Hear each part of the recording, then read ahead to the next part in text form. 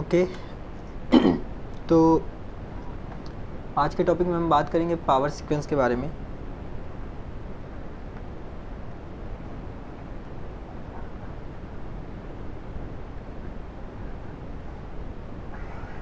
Power sequence के बारे में मैं पेज का कलर बिल्कुल ये ब्लैक कर देता हूँ ताकि सभी चीज़ें सही से दिख पाए।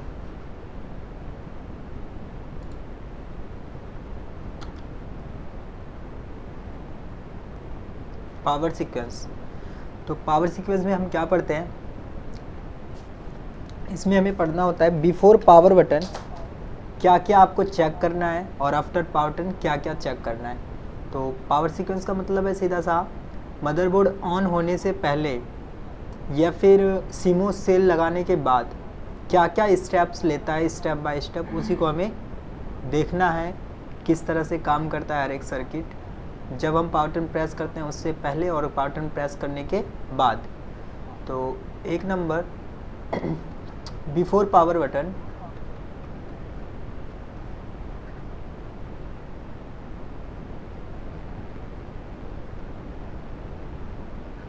बिफोर पावर बटन अगर हम चलें तो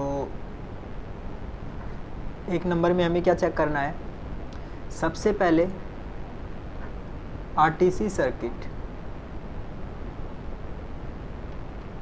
आरटीसी सर्किट, अब आरटीसी सर्किट में क्या हो जाता है, CMOS cell complete RTC circuit आपको चेक करना है। आरटीसी सर्किट ऑलरेडी बहुत बार हो चुका है, प्रैक्टिकली भी करके दिखाया गया है।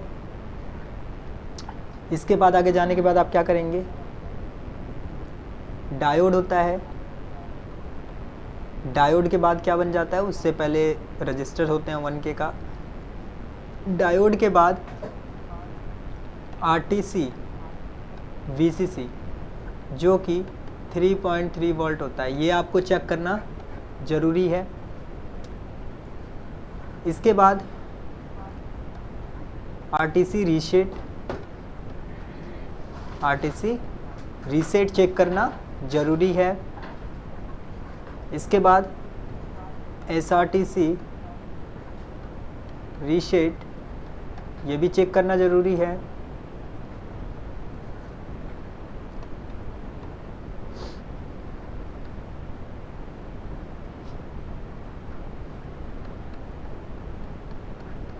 इसे भी चेक करना जरूरी है। इन VRM एनेबल, इसी तरह का एक दो पिन और है, मतलब आपको चेक करना है। ये सभी चीज़ें कैसे चेक करेंगे, आरटीसी सर्किट में इसे कम्प्लीटली बताया गया है।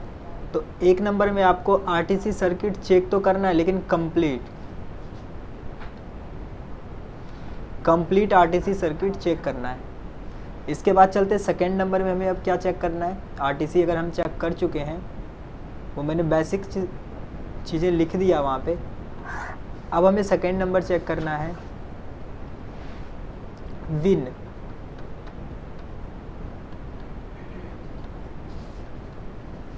Win circuit. ये भी बहुत बार हो चुका है और अलग अलग बोर्ड में।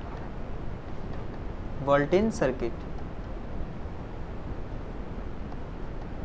वोल्टेज सर्किट, इसमें आपको चेक करना है, क्या चेक करना है, 19 वोल्ट को कम्प्लीटली चेक करना है। अब कम्प्लीटली जब हम चेक करने का बात करते हैं तो इसमें सिर्फ आपको सभी मॉसफेट्स को नहीं,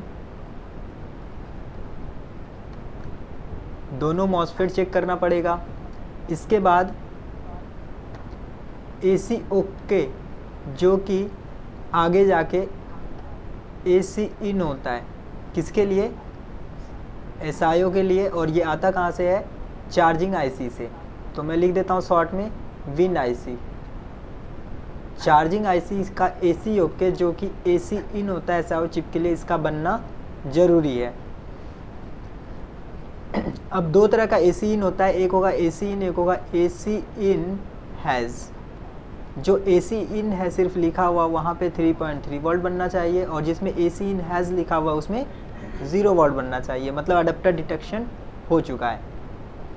ये AC इन बनना इम्पॉर्टेंट है।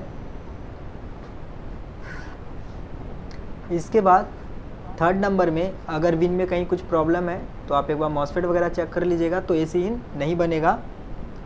इसके बाद थर्ड नंबर में जब हम बात करते हैं अब हम क्या चेक करें, तो इसके बाद आपको चेक करना है थर्मल सेक्शन।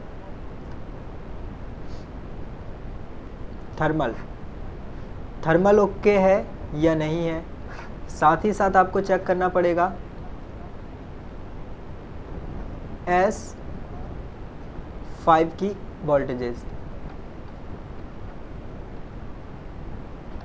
S5 की सारी वोल्टेज। S5 की वोल्टेज कहने का मतलब stand by,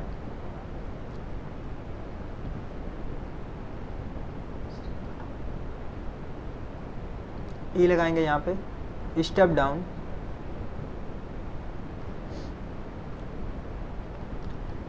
LDO, step down LDO जो कि 3.3 वोल्ट होगा। इसको चेक करना ज़रूरी है, यही आगे जाके RTC, SIO, PCH और अगर बायोस पहले एक्टिव हो रहा है तो बायोस को सप्लाई करेगा। तो इसका बनना इम्पॉर्टेंट है बिफोर पावर बटन। थर्मल भी इसी से जुड़ा रहता है थर्मल, तो ये बनेगा। साथ ही साथ थर्मल का भी ओके होना ज़रूरी है। थर्मल को कैसे पहचानेंगे, SIO के ऊपर ये साफ साफ लिखा होगा,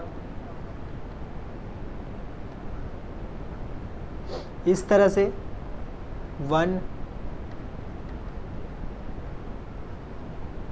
इस तरह से 2, इस तरह से डिनोट किया होगा, या फिर प्रचोट नाम से भी आता है। वो आपको थर्मल सर्किट देखना होगा उस जो मदरबोर्ड आप चेक करने वाले हैं उसमें किस तरह से है। अगर थर्मल का एरर है तो भी बोर्ड ऑन नहीं होगा। Before power button thermal okay होना चाहिए। अब इससे आगे चलेंगे। 5th नंबर EC RST जो कि SIO के लिए रीसेट है।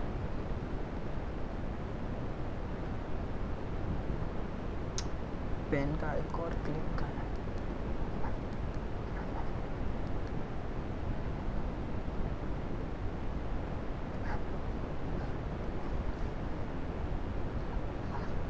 सिक्स नंबर, इससे आगे चलेंगे तो और आपको क्या चेक करना है, थर्मल की इंफॉर्मेशन ओके, अडेप्टर डिटेक्शन हो चुका है।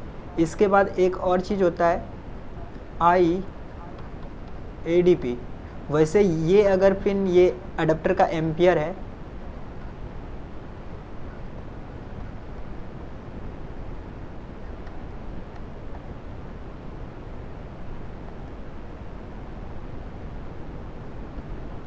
इंफॉर्मेशन ऑफ अडेप्टर,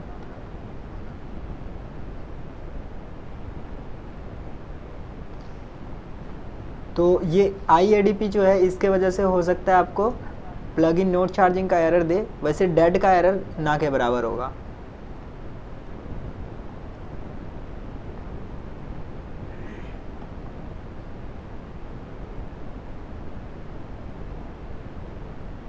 अब इस पिन पे कितनी वोल्टेज बनेगी, अप्रॉक्स 0.76 वोल्ट, तो अप्रॉक्स 1 वोल्ट के आसपास आप मान के चल सकते हैं। मिली वोल्ट में अप्रॉक्स 1 वोल्ट के आसपास लेके चलते हैं, स्टैंडर्ड बनता है।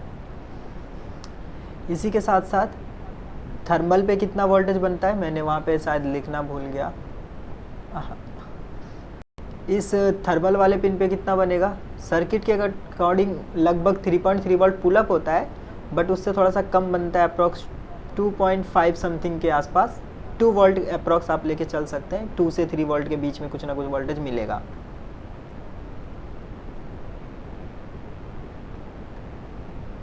बाद बाकी RTC सर्किट कंप्लीट आपने चेक करना है बिफोर पावर बटन। वो किस तरह से पता चलेगा आपको RTC का प्रॉब्लम है या नहीं, वो देखेंगे आगे। तो हम अभी कितने नंबर तक आ गए थे, 6 तक थे। अब इससे आगे आपको क्या चेक करना है, RSM रीसेट। कुछ मदरबोर्ड होगा जिसमें बिफोर पावर बटन एक्टिव होगा, कुछ मदरबोर्ड होगा जैसे ही आप पावर बटन प्रेस करेंगे वैसे ही RSM रीसेट एक्टिव होगा, लेकिन मैक्सिमम है कि बिफोर पावर बटन ये एक्टिव होगा।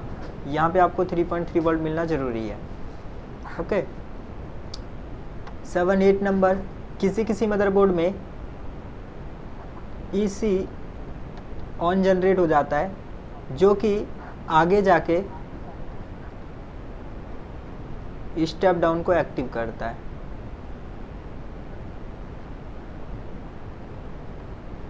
ऑन बोले या फिर अनेबल करता है।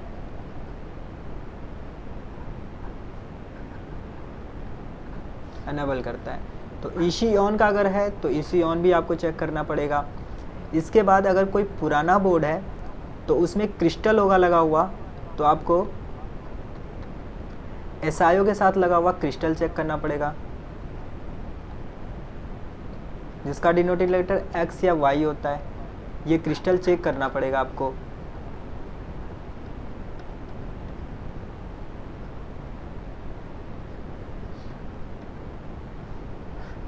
आरटीसी की तरह सेम क्रिस्टल होगा। 32 किलो या 32 मेगा।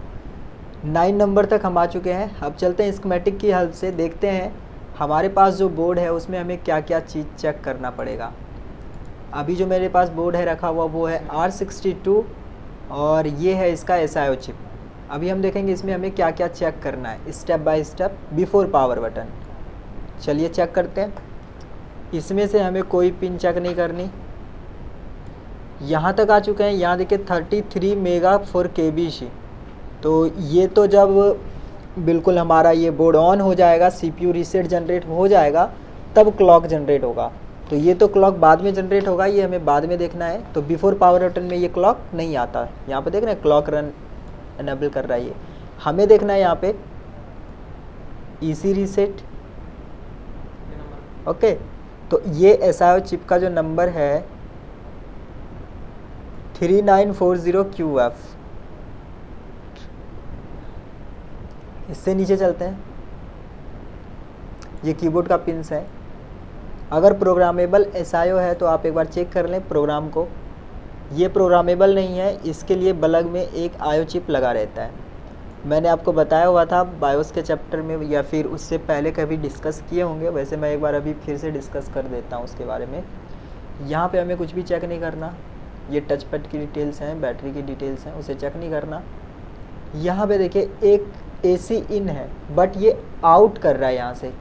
एक्चुअली होता क्या है, जब SIO चिप को AC इन इनकी इन्फॉर्मेशन मिलती है तो ये आगे फॉरवर्ड करता है PCH के लिए। तो खैर यहाँ पे AC इन आउट हो रहा है तो हमें नहीं देखना। यहाँ पे नीचे चलते हैं।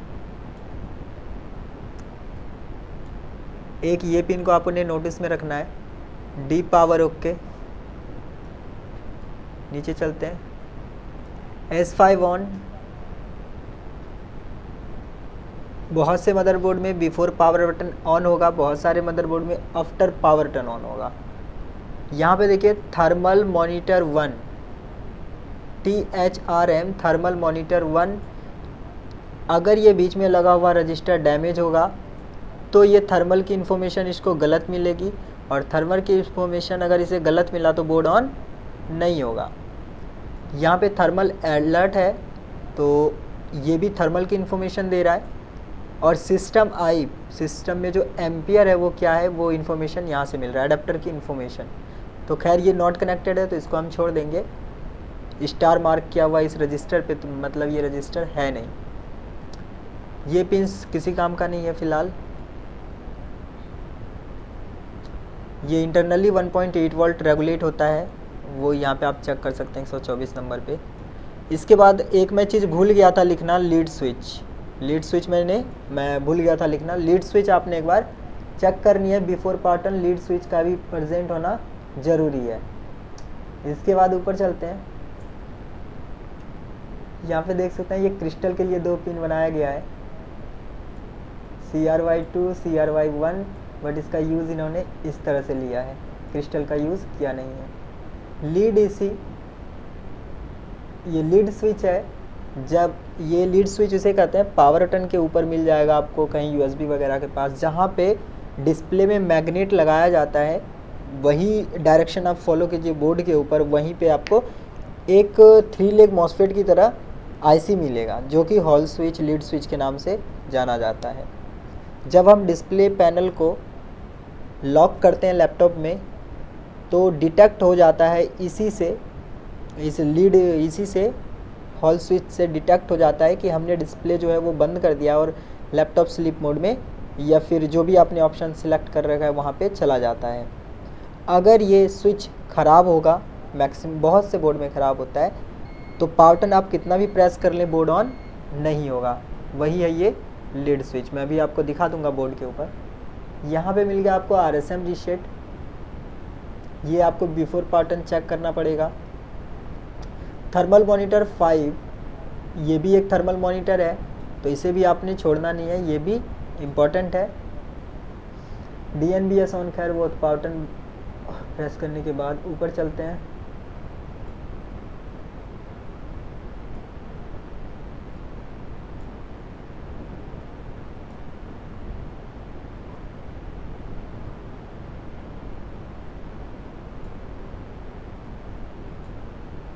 यहाँ पे देख सकते सिस्टम आई एक और है AD एयर हो गया, ये अडेप्टर का इंफॉर्मेशन, अडेप्टर आईडी भी बोल सकते हैं आप इसको। होता क्या है, ये डेल ये HP है ना, R62 HP और डेल में आईडी की कॉन्सेप्ट होती है। जैसे HP का अगर कमर्शियल मॉडल नहीं है, कमर्शियल मॉडल जैसे फिलियो वगैरह नहीं है, नॉर्मल नोटबुक है, तो इसमें एडेप्टर आईडी मिसिंग होने की वजह से वो डेड नहीं होगा, प्लग इन नोट चार्जिंग में जाएगा, plug in note charging. But जो कमर्शियल मॉडल हैं, जैसे मेरे पास एक मॉडल पड़ा हुआ है, मैं आपको दिखाता हूँ उसको भी आज क्लास में। कमर्शियल मॉडल है तो उसमें प्रॉब्लम आ जाएगा, प्लग इन नोट चार्जिंग के बिना डेड हो जाएगा। मतलब जैसे अभी मैं यूज़ कर रहा हूँ, ये HP का ही है लेकिन ये नोटबुक है, तो नोटबुक में क्या एरर आएगा, इसके वजह से प्लग इन नोट चार्जिंग, यहाँ पे बैटरी के बॉक्स पे आप जाएंगे तो प्लग इन नोट चार्जिंग दिखाएगा। लेकिन अगर कमर्शियल मॉडल है तो वहाँ पे प्लग इन नोट चार्जिंग नहीं देगा, वहाँ पे बिल्कुल ही डेड हो जाएगा, बोर्ड डेड हो जाएगा, अडेप्टर से डेड। अगर अडेप्टर आईडी मिसिंग है तो मैं करके दिखाता हूँ ये आपको। ये बैटरी डिटेक्शन का पिन है, खैर बैटरी से हमें देखना नहीं है। अब इसके बाद SIO की बेसिक रिक्वायरमेंट, जैसे ये इसकी सप्लाई मिलना इसको ज़रूरी है। तो चलिए चेक करते हैं वन बाय वन इसको क्या मिल रहा है और क्या नहीं मिल रहा है।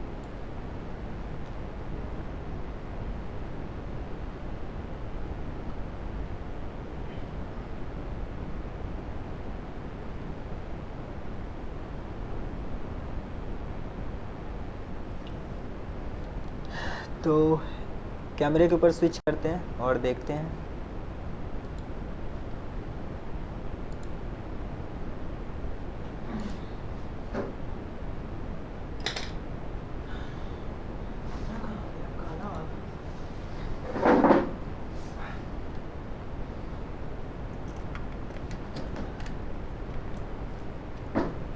हो सकता है नेटवर्क स्लो होने की वजह से थोड़ी सी बफरिंग आए, तो कोई प्रॉब्लम नहीं है, बाद में आपको ऑफलाइन में ये वीडियो मिल जाएगा, तो रिकॉर्डेड वीडियो बिल्कुल ही क्लियर होगा। तो इसका मैं थोड़ा सा टाइटल जो है वो चेंज कर दूं।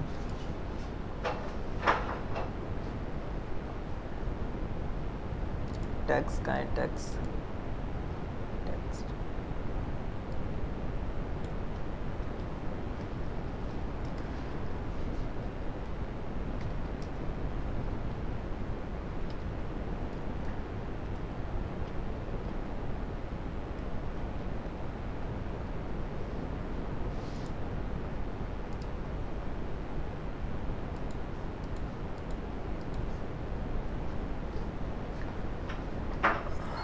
तो मल्टीमीटर ऑन है, ये R62 का मदरबोर्ड है, इसको कनेक्ट कर रखा है। चेक करते हैं वन बाय वन सारी चीज़ें। कहाँ पे चेक करेंगे, SIO चिप पे। तो मैं SIO चिप को बड़ी जगह दे देता हूँ और मदरबोर्ड को छोटे जगह पे शिफ्ट कर देते हैं आपस में।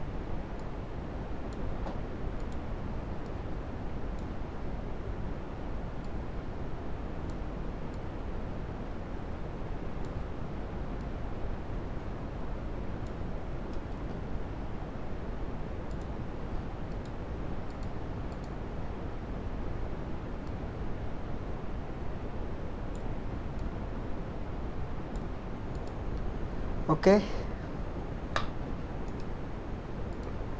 तो हमें हाफ हाफ में करना पड़ेगा क्योंकि स्कीमेटिक भी साथ साथ देखना है, तो हाफ में करना पड़ेगा।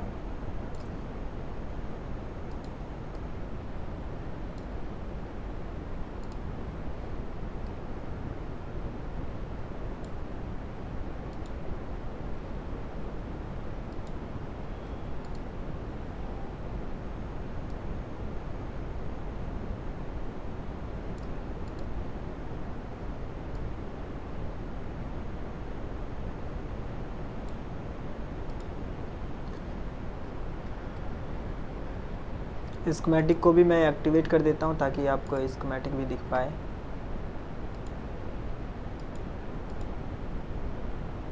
फॉक्सिट रीडर, फॉक्सिट रीडर,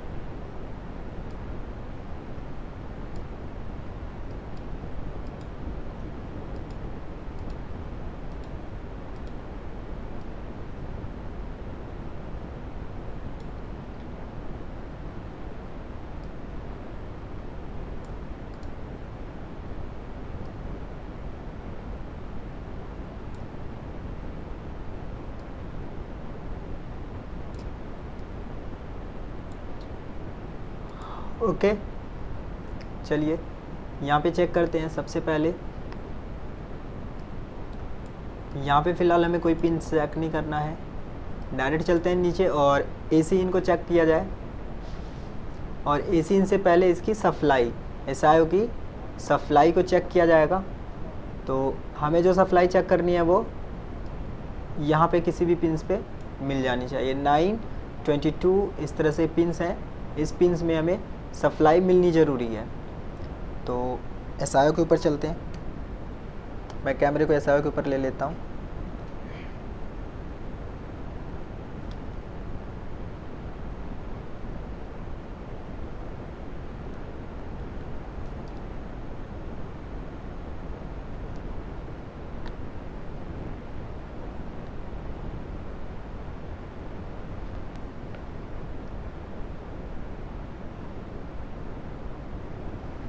तो ये SIO चिप है।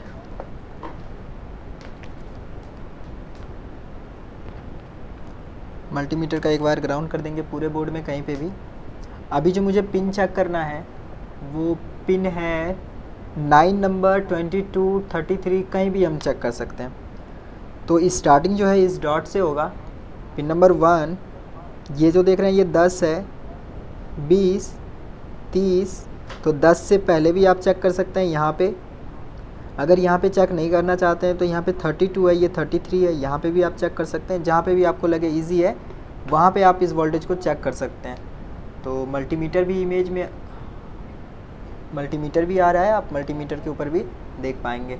DC रेगुलेटर जो है अभी मेरा बंद है, मैं DC रेगुलेटर को ऑन कर रहा हूँ। DC रेगुलेटर ऑन हो चुका है और एम्पियर जो है वो 0.14 है। चेक करके देखते हैं क्या स्टेटस है। तो पिन नंबर 9, ये 9 नंबर पिन है।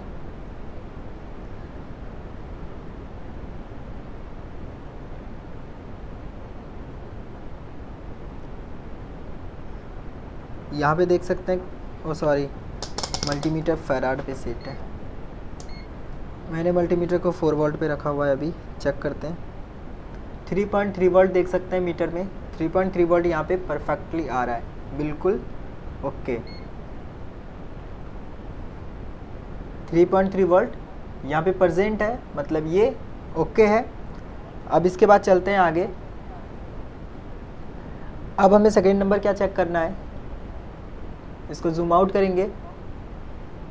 RTC सर्किट ऑलरेडी मैंने करवा रखा है, इस वजह से मैं RTC सर्किट अभी स्किप कर दे रहा हूँ। चलते हैं नीचे स्टेप बाय स्टेप।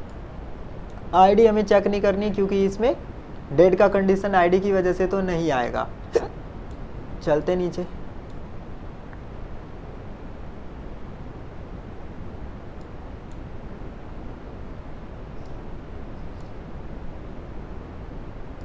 कोई पिंस नहीं है चेक करने के लिए अभी। इसमें भी कोई पिंस नहीं, यहाँ पे कोई पिन नहीं। क्या बोल रहे हैं, क्या है 67 कहाँ है? एक बार 67 को भी देख लेते हैं, वैसे बन ही रहा होगा क्योंकि देखिए इसी से ये बन रहा, सॉरी इससे ये बन रहा है, हाँ इससे ये बन रहा है। हो सकता है कॉइल डैमेज हो तो ना बने, तो सही है इनका भी कहना। चेक कर लेते हैं 67 नंबर पे भी चेक कर लिया जाए। अगर वो कॉइल फॉल्टी होगा तो इसको सप्लाई नहीं मिलेगा। 67 नंबर, यहाँ पे 65 है, 66, 67, तो 67 पे भी 3.347 वोल्ट प्रेजेंट है, मतलब ये भी ओके। 2 पॉइंट्स चेक किए, दोनों के दोनों ओके हैं। चलते हैं नीचे की ओर, देखते हैं कोई और पिंस चेक करने के लिए है तो।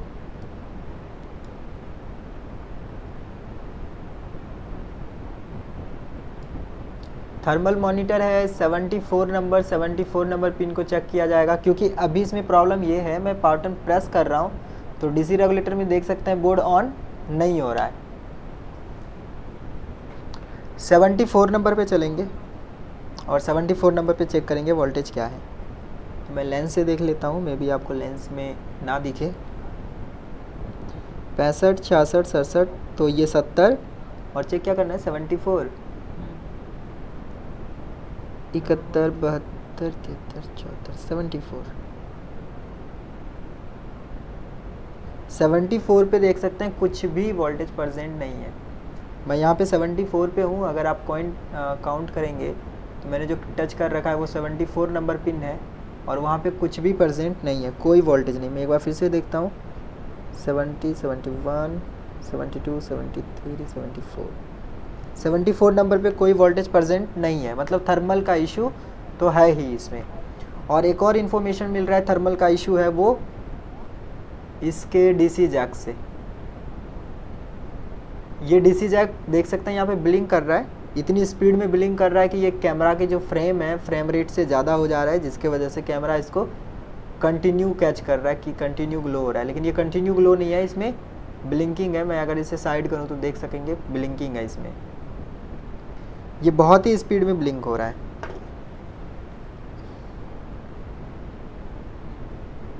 ये कैमरा की फ्रेम रेट से ज़्यादा स्पीड में हो रहा है, इस वजह से कैमरा कैच नहीं कर पा रहा है। चलिए देखते हैं आगे। थर्मल का इशू है वो तो मैं कंफर्म हूँ क्योंकि वहाँ पे ब्लिंक हो रहा है। चलते हैं नीचे, एक एरर मिला 74 में, इसे क्रॉस कर देता हूँ। नीचे चलते हैं, RSM रीसेट का स्टेटस देख लेते हैं 95 में क्या है। तो 97, 96, 95 RSM रीसेट पे कोई वोल्टेज नहीं है क्योंकि पावर बटन प्रेस होगा उसके बाद ये एक्टिवेट हो जाएगा। अभी हम चलेंगे बायोस के ऊपर, क्या इसे बायोस की इन्फॉर्मेशन मिल रही है? तो बायोस से पहले मैं बाकी चीज़ें चेक कर लेता हूँ क्योंकि DSO पे जाना पड़ेगा। लीड स्विच ओके है इसका या नहीं है? 127, तो 127, 97, 128, इससे एक कम यहाँ पे ओके है। लीड स्विच ओके है, लीड स्विच का जो स्टेटस है वो बिल्कुल ओके है। इसके बाद नीचे चलते हैं, इस साइड आ चुके हैं। इस साइड अब हम क्या चेक करेंगे, मैंने इसका पावर बटन स्किप किया है, पावर बटन को बाद में देखते हैं। यहाँ पे एक और थर्मल है जो कि 102 नंबर पिन पे है। यहाँ पे देख सकते हैं थर्मल मॉनिटर मैंने दिखाया था पहले आपको, ये थर्मल मॉनिटर, ये 102 का स्टेटस देखते हैं। तो 102 हम स्पीड में काउंट कर पाएंगे 100, 1, 97, 98, 99, 100, 101, 102। 102 पे भी कोई वोल्टेज प्रेजेंट नहीं है, मतलब यहाँ पे भी थर्मल नहीं आ पा रहा है। थर्मल का इन्फॉर्मेशन जो है इस पिन पे भी नहीं मिल रहा है इसको। इसके बाद चलते हैं आगे और आगे, AC इन 76 का स्टेटस देखते हैं। 65, 70, 71, 2, 3, 4, 5, 6, 76, एसी डिटेक्शन बिल्कुल ही ओके है। अगर आप मीटर में देखेंगे तो एसी डिटेक्ट हो रहा है, 3.0 वोल्ट मिल रहा है हमें। चलते हैं इससे आगे।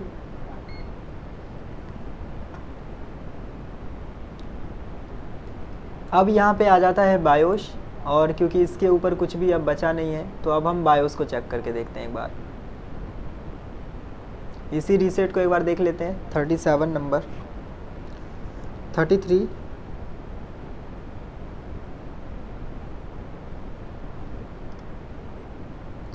33, 4, 5, 6, 7। यहाँ पे देख सकते हैं इसी रीसेट भी प्रेजेंट है, 3.1 वोल्ट। तो इसी रीसेट भी से मिल ही रहा है। अभी इसको क्या नहीं मिल रहा है वो है थर्मल। तो थर्मल की इन्फॉर्मेशन इसे नहीं मिल रहा है। चलिए, थर्मल की इन्फॉर्मेशन नहीं मिल रहा है तो इसको चेक करते हैं। अगर R62 आपने थर्मल की केस को कभी सॉल्व किया है तो आपको पता होना चाहिए इसका जो थर्मल कंपोनेंट है वो LVDS केबल के पास में होता है। वैसे मैं आपको स्कीमेटिक के हिसाब से दिखाता हूँ, तो कम्प्लीटली स्कीमेटिक के ऊपर शिफ्ट करते हैं और देखते हैं क्या है।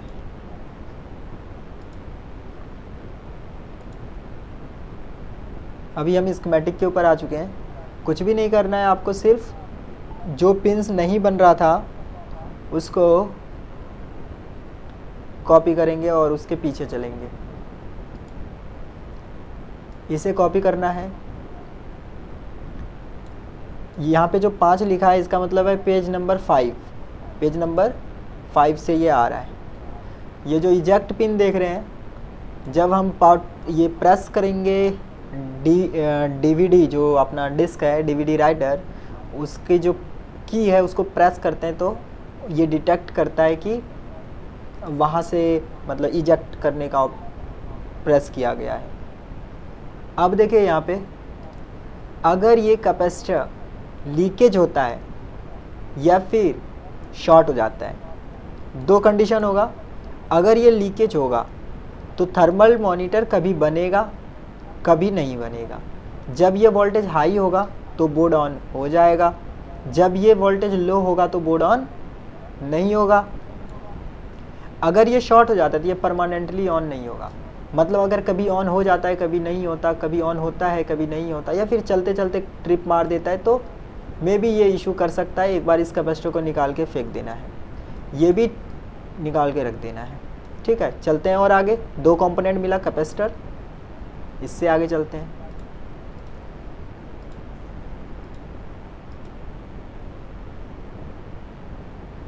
चलिए, यहाँ पे देख सकते हैं आ चुके हैं। आयो थर्मल प्रोटेक्शन के लिए लगाया गया है ये। इस सर्किट को हमें चेक करना है। इसमें अगर आप ढूंढेंगे तो यहाँ पे देखिए NTC लिखा हुआ है, NTC। ओके, ये टेम्परेचर के लिए है। pH भी लिखा रहता है। VRM सर्किट में आप देखेंगे तो pH लिखा रहता है। अब देखिए यहाँ पे 2 पिंस है, इसका 2 पिंस। यहाँ पे लगा है PR100। PR100 का वैल्यू है 16.5 के, 16.5 के। और यहाँ पे एक और रजिस्टर लगा है जो है 3.3 के, 3.3 के 2 रजिस्टर। और इसके नीचे एक और रजिस्टर है जो है 100 के। 3 रजिस्टर है। अगर आपको वोल्टेज डिवाइडर का सर्किट याद है तो वहाँ पे बताया गया था विन बराबर वी आउट। उसमें फॉर्मूला क्या होता था, विन इन। अगर आपको वी आउट प्राप्त करना है तो R1 R2 कैलकुलेशन बताया गया था।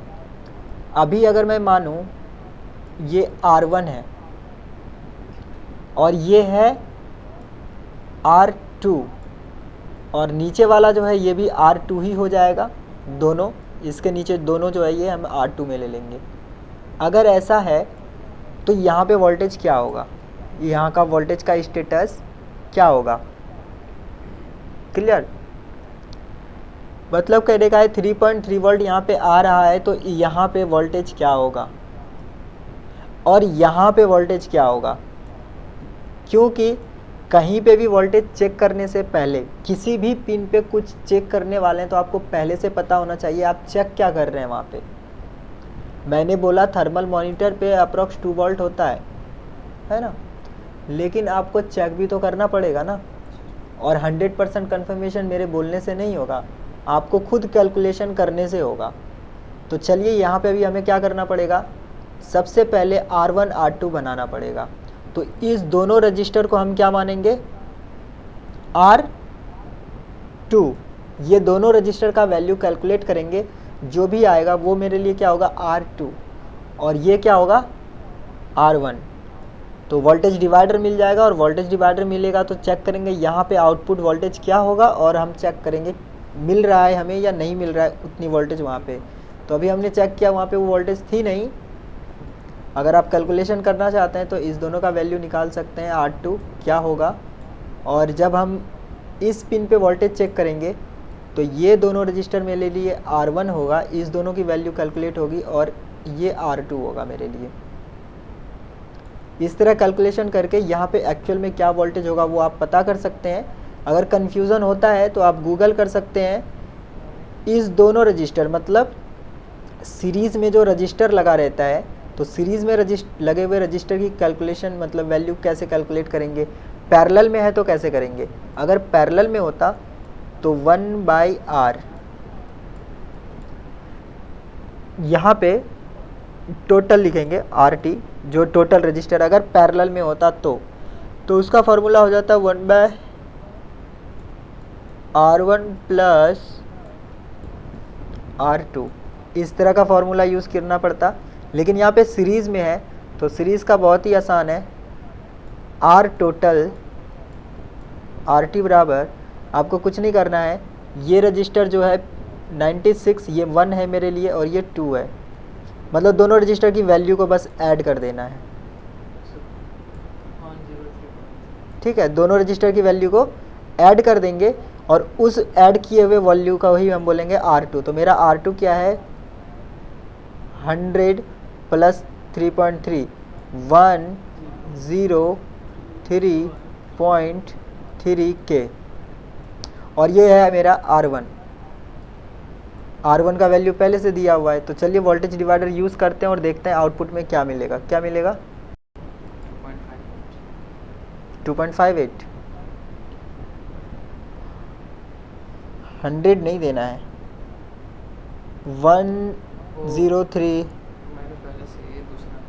103 कीजिए, और कर लिए हैं, ठीक है। तो यहाँ पे क्या मिला वोल्टेज, 2.53 ओ 58, यहाँ पे मिलना चाहिए हमें 2.58, और अब इसको देखना है तो इस दोनों की वैल्यू को ऐड कर देना है और ये मेरे लिए R2 होगा 2.51। ओके, तो यहाँ पे मिलना चाहिए 2.58 वोल्ट और यहाँ पे 2.51 वोल्ट, लेकिन हमें मिल रहा है बिल्कुल ही 0 दोनों जगह कुछ भी नहीं। इसका मतलब यहाँ पे वोल्टेज नहीं है, हो सकता है ये रजिस्टर डैमेज हो चुका है, हो सकता है ये कैपेसिटर डैमेज हो चुका है, इसी वजह से दोनों जगह नहीं मिल रहा। अगर यहाँ पे वोल्टेज मिल रहा होता और यहाँ पे नहीं मिलता तो क्या हम सोचते, ये कैपेसिटर या फिर ये एनटीसी डैमेज हुआ है या फिर ऊपर में ये डैमेज हुआ है, लेकिन यहाँ तक वोल्टेज आ रहा है मतलब ये ओके है, लेकिन अभी दोनों जगह वोल्टेज नहीं है। इसका मतलब PR 100 मेरे ये सस्पेक्टेड है और ये कैपेसिटर सस्पेक्टेड है। अगर मुझे यहाँ पे कुछ भी वोल्टेज मिलता 0.76 0.5 वोल्ट भी, तो मैं मान लेता ये रजिस्टर ओके है, लेकिन यहाँ पे कुछ भी नहीं मिला, मतलब मेरे लिए ये रजिस्टर और ये कैपेसिटर सस्पेक्टेड है सबसे पहले, उसके बाद नीचे कुछ। अब मैं बताता हूँ एनटीसी कैसे काम करता है, पहले भी डिस्कस किया हुआ एनटीसी के बारे में, दिखाया भी है मैंने लाइव में। एनटीसी क्या होता है, ये अकॉर्डिंग टू हीट अपने वैल्यू को चेंज करता है। अगर आप इस एरिया को हीट कर देंगे, मैं सोल्डरिंग एसएमडी से हीट करके दिखा दूंगा आपको लाइव। अगर मैं इस एरिया को हीट करूंगा तो ये अपनी वैल्यू को लो कर देगा। जब वैल्यू को लो करेगा तो जाहिर सी बात है वोल्टेज डिवाइडर में R2 की वैल्यू जो है वो अगर बहुत ज़्यादा लो हो जाए तो वोल्टेज जो आउटपुट में मिलता है वो भी लो हो जाएगा। अब लिमिट किया गया है 1.2 वोल्ट। अगर 1.2 वोल्ट से कम स्पिन पे बला तो उसका मतलब मदरबोर्ड में जो है ओवर हीटिंग की इशू है, ओवर हीटिंग की इशू मानी जाएगी। तो ये एनटीसी बहुत ख़राब होता है। अगर एनटीसी प्रॉब्लम करे तो एनटीसी को हटा के आप यहाँ पे 100 के का एक रजिस्टर यूज़ कर सकते हैं, 195 कुछ भी यूज़ कर सकते हैं। खैर अभी हम चलते हैं PR100 को ढूंढते हैं और चेक करते हैं। तो देखते हैं PR100 को, आपको दिखाता हूँ। कैमरा को थोड़ा सा फोकस में लाते हैं और देखते हैं कहाँ पे है। ओह, मैं शिफ्ट कर दूँ आपको पहले।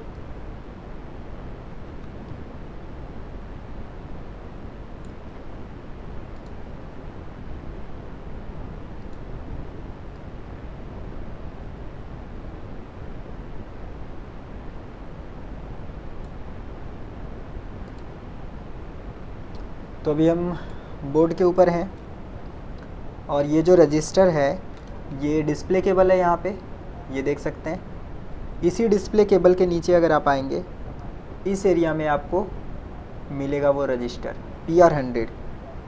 अगर आप यहाँ पे देखेंगे, यहाँ पे लिखा हुआ है PR100, C143, PR96, C620, PR95। तो ये रजिस्टर हो गया मेरे लिए PR95 जो कि NTC है, NTC थर्मल रजिस्टर। ओके, ये वाला। और थर्मल रजिस्टर को पहचानने का सबसे आसान तरीका क्या है, ये छोटे छोटे जो कैपेसिटर हैं, मैं आपको जूम इन करके दिखाता हूँ थोड़ा सा।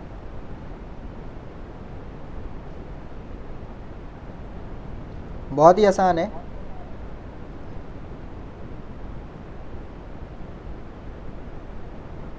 मेरा ट्विचर कहाँ पे है, कैमरा कहाँ जा रहा है। ओके ओके ओके ओके, ये कैपेसिटर देख रहे हैं, बहुत ही छोटा छोटा कैपेसिटर। इस कैपेसिटर के ही साइज का होगा, बिल्कुल सेम इसी साइज का, बस वो ब्लैक होगा।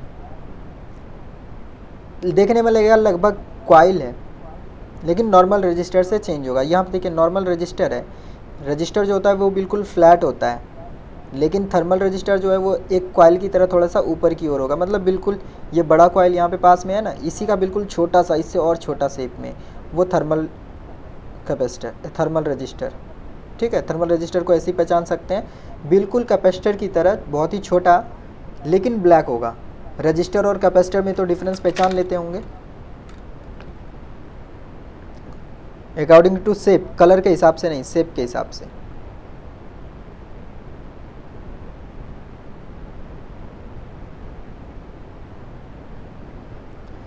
तो अभी इसमें चेक करते हैं कहाँ पे क्या वोल्टेज है।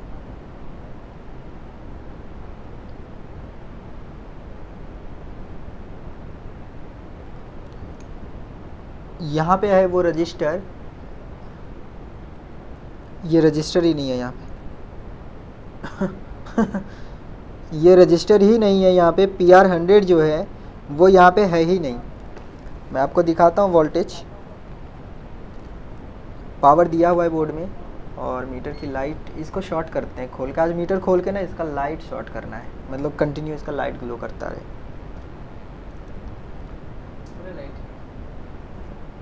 एक साइड अगर आप देखेंगे 3.3 वोल्ट आ रहा है, इसके दूसरे साइड अगर मैं टच कर रहा हूँ तो कोई भी वोल्टेज प्रेजेंट नहीं है।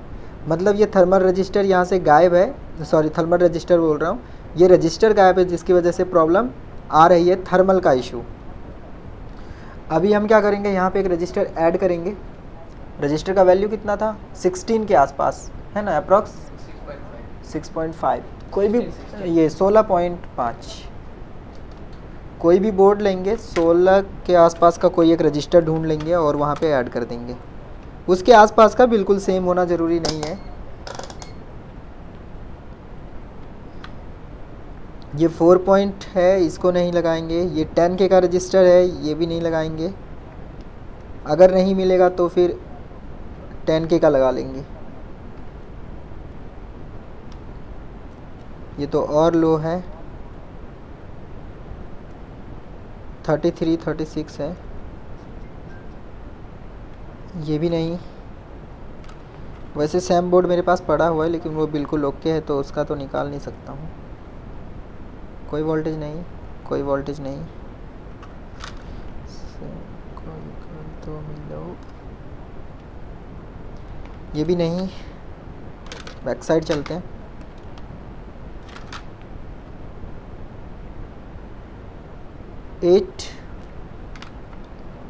0.8 मिल रहा है।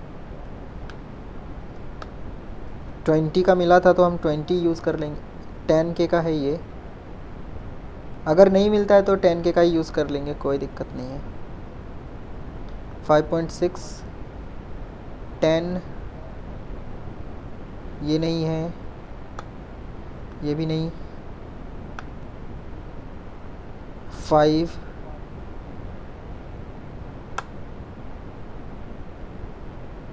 यहाँ पे देखिए पीएच लिखा हुआ है। पीएच का मतलब ये थर्मल रजिस्टर है। यहाँ पे एक पीएच यहाँ लिखा है, मतलब यहाँ पे भी एक थर्मल रजिस्टर है। 2 थर्मल रजिस्टर यहाँ पे है।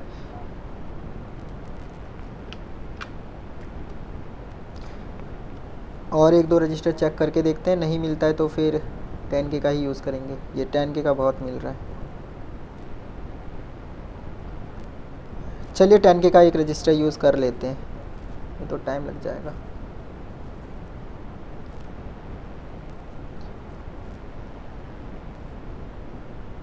सेवन, ये 10K था ना? हाँ, यहाँ पे बहुत सारा रजिस्टर है। 10K, इसके पास वाला 10K का रजिस्टर बहुत मिल रहा है। एक 10K का ही रजिस्टर यूज़ कर लेते हैं, कोई इशू नहीं है। तो यहाँ पे बहुत सारे 10K का रजिस्टर मिला है, इसी में से एक 10K का रजिस्टर निकाल के यूज़ कर लेते हैं। तो सबसे पहले पेस्ट लगा दीजिए अच्छे से। बीजे पेस्ट यूज़ करना है, अच्छी क्वालिटी की।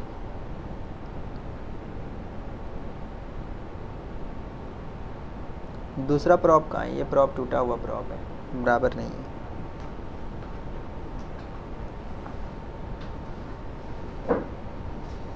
कहाँ गया ब्लैक वाला?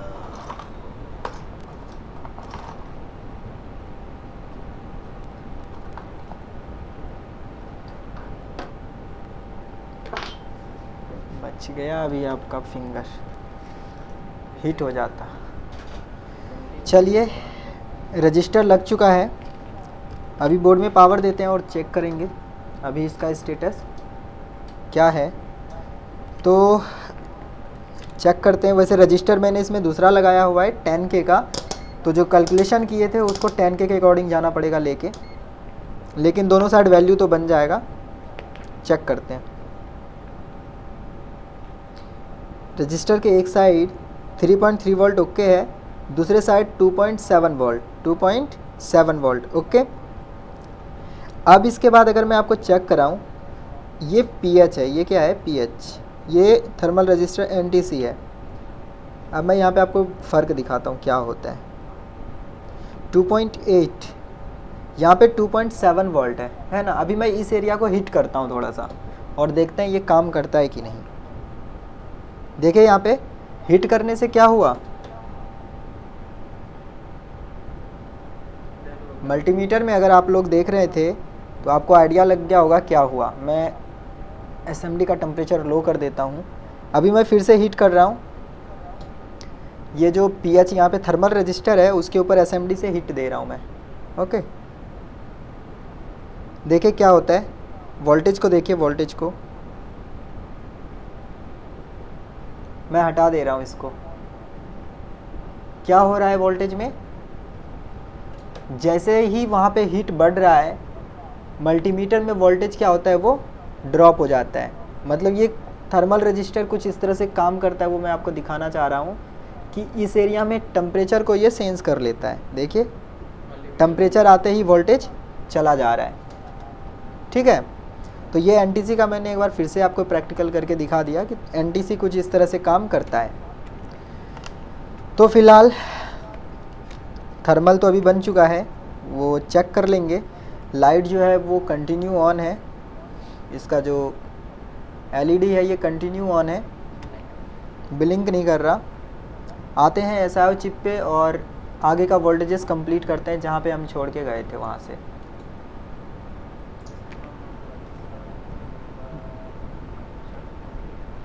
तो थर्मल पे लौट के चलेंगे वापस।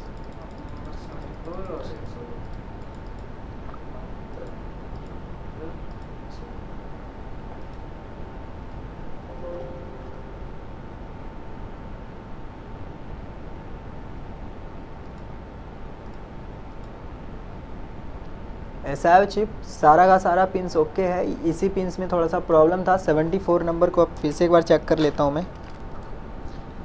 74, 65, 70, 1 2 3 4। अब देखिए 74 पे अप्रॉक्स 2.9 वोल्ट बन रहा है, जो कि बिल्कुल ओके स्टेटस है। अब हम पावर बटन प्रेस करके देखते हैं और देखते हैं बोर्ड ऑन होता है कि नहीं। अभी मैं पावर बटन प्रेस कर रहा हूँ लेकिन ये बोर्ड ऑन नहीं हो रहा है। देखिए पावर बटन प्रेस कर रहा हूँ, अगर आप देख रहे होंगे DC रेगुलेटर में, तो एम्पियर जो वो इंक्रीज़ होके फिर डिक्रीज़ हो रहा है। मतलब अभी भी इस बोर्ड में कुछ ना कुछ प्रॉब्लम तो है। फिर से DC को बंद करते हैं, चालू करते हैं। अभी बहुत अच्छा दिखा रहा है ये एम्पियर। पावर बटन प्रेस करते हैं, 84, 85 तक गया लेकिन बोर्ड ऑन नहीं हुआ। बोर्ड क्या हो रहा है, हाफ ऑन, मतलब बोर्ड ट्रिगर ले रहा है। ट्रिगर जो है वो ले रहा है। SIO chip power button out भी कर रहा है, PCH इसको दे भी रहा है रिटर्निंग में, लेकिन बोर्ड ऑन नहीं हुआ कम्प्लीटली। तो इसको भी हम अकॉर्डिंग टू पावर सीक्वेंस ही लेके चलेंगे। तो अकॉर्डिंग टू पावर सीक्वेंस अगर हम आगे चलें तो सबसे पहले पावर बटन जो हम प्रेस करते हैं वो SIO चिप को मिलना चाहिए, क्योंकि सारी रिक्वायरमेंट ओके है। अब हम पावर बटन प्रेस करेंगे तो पावर बटन की इन्फॉर्मेशन NBS ऑन के नाम से आ रहा है इस बोर्ड में, जो कि 19 नंबर पिन है। 19 नंबर पिन पे चलते हैं और वहाँ पे देखते हैं क्या स्टेटस है।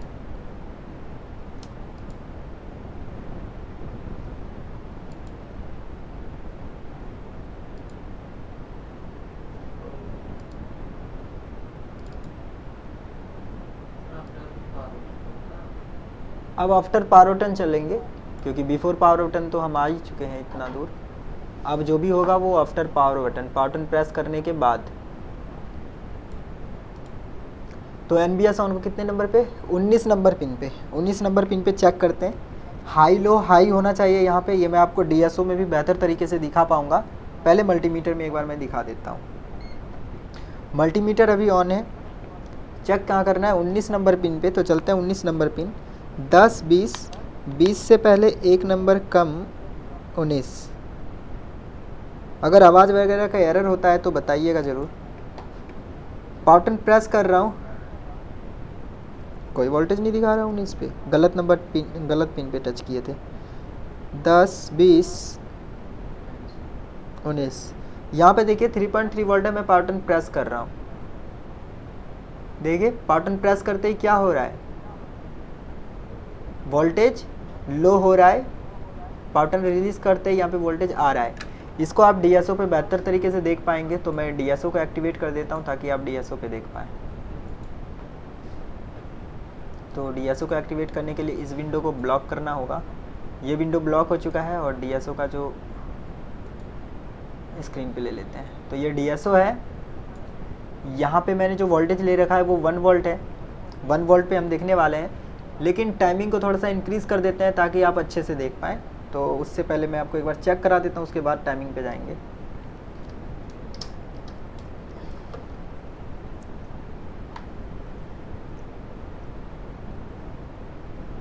तो DSO के प्रॉप को हम लगाएंगे 19 नंबर पिन पे। यहाँ पे देख सकते हैं DSO जो हमें शो कर रहा है। यहाँ पे मैं चैनल 1 जो है वो ऑन है। पैरामीटर्स लेंगे, यहाँ नीचे से जाके पैरामीटर्स ले लीजिए और यहाँ पे ओपन कर दीजिए, तो ये आपको सारी इन्फॉर्मेशन देने लगेगा। यहाँ पे देखिए वोल्टेज जो है वो 3.2 वोल्ट है, 3.2 वोल्ट। ओके, अभी हम कर रहे हैं पावर बटन को प्रेस। देखिए यहाँ पे जैसे मैं पावर बटन प्रेस करता हूँ, DC रेगुलेटर में ये डंडी नीचे जाके फिर ऊपर आ जाता है, मतलब प्रेस हो रहा है पावर बटन। अगर आपको सही से ये नहीं आ पा रहा है समझ में, तो मैं थोड़ा सा टाइमिंग जो है वो इंक्रीज़ कर देता हूँ मतलब अब जो हम टाइमिंग में देखेंगे वो ज़्यादा टाइमिंग में देखेंगे वोल्टेज को, तो हमें ज़्यादा बेटर तरीके से दिखाई देगा। देखिए अभी मैं प्रेस कर रहा हूँ पावर बटन, फिर मैंने रिलीज़ कर दिया। देखिए यहाँ पे मैं ये बार बार पावर बटन प्रेस कर रहा हूँ, अभी मैं प्रेस नहीं कर रहा हूँ, फिर से मैं प्रेस कर रहा हूँ। जब मैं पावर बटन प्रेस करता हूँ तो क्या होता है, वोल्टेज डाउन होता है, फिर वोल्टेज हाई हो जाता है। तो ये ट्रिगर ले रहा है, पावर बटन जो है मेरा वो काम कर रहा है। चलिए अब आगे चलते हैं और आगे जो भी पिन्स होगा उस पर बात करेंगे, तो वहाँ पे डीएसओ को देखेंगे। अभी फ़िलहाल यहाँ पे जो हमें देखना था वो हम देख चुके हैं। अब इसके बाद आगे चलते हैं। पावर बटन जब हमने प्रेस कर दिया तो इसके बाद क्या होना चाहिए, पावर बटन आउट करेगा एसआईओ चिप, और उससे पहले आरएसएम रीसेट। आरएसएम रीसेट, तो आरएसएम रीसेट का पिन क्या था, आरएसएम रीसेट जो है ये 95 नंबर पिन है। तो 95 नंबर को देखते हैं क्या स्टेटस है उसका। 96 95 यहाँ पे आरएसएम रीसेट बनना चाहिए।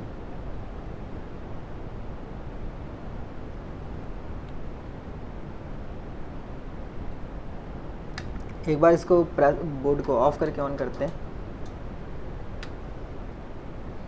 देखिए यहाँ पे आरएसएम रीसेट 3.3 वोल्ट बन चुका है। आरएसएम रीसेट जो है वो 3.3 वोल्ट बन चुका है। क्लियर। तो आरएसएम रीसेट एसआईओ चिप बना रहा है, मतलब एसआईओ चिप अपना काम अभी भी कर रहा है। इसके बाद आगे चलते हैं।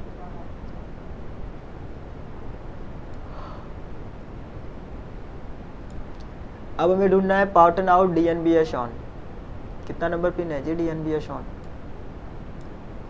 डीएनबीएस on, DNBS on, DNBS on 90 number pin है। 90 नंबर पिन को भी चेक करेंगे। तो 90 नंबर पिन से ये पावर बटन आउट करेगा। अगर ऐसा हो कि सारी रिक्वायरमेंट्स ओके है तो यहाँ पे कोई वोल्टेज नहीं है। पावर बटन प्रेस करते हैं, यहाँ पे 3 पॉइंट गलत पिन हम चेक कर रहे हैं शायद। 90 नंबर पिन पे तो आउट करेगा, लेकिन 90 नंबर पिन हम लोग टच कर नहीं रहे हैं। S5 अनेबल भी ये आउट कर चुका होगा।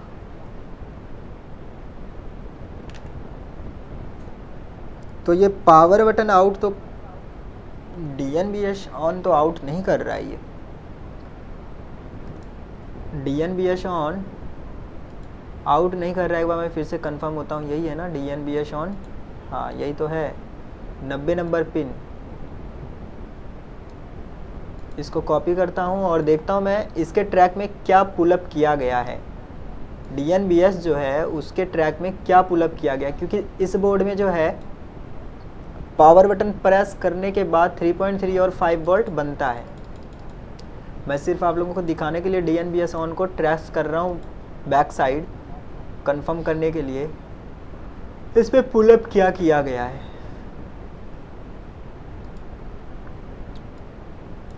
ये रहा डीएनबीएस ऑन, या फिर पुलअप नहीं किया गया है। S5 अनेबल भी देखना होगा, S5 अनेबल ये प्रॉपर बना रहा है या नहीं बना रहा है।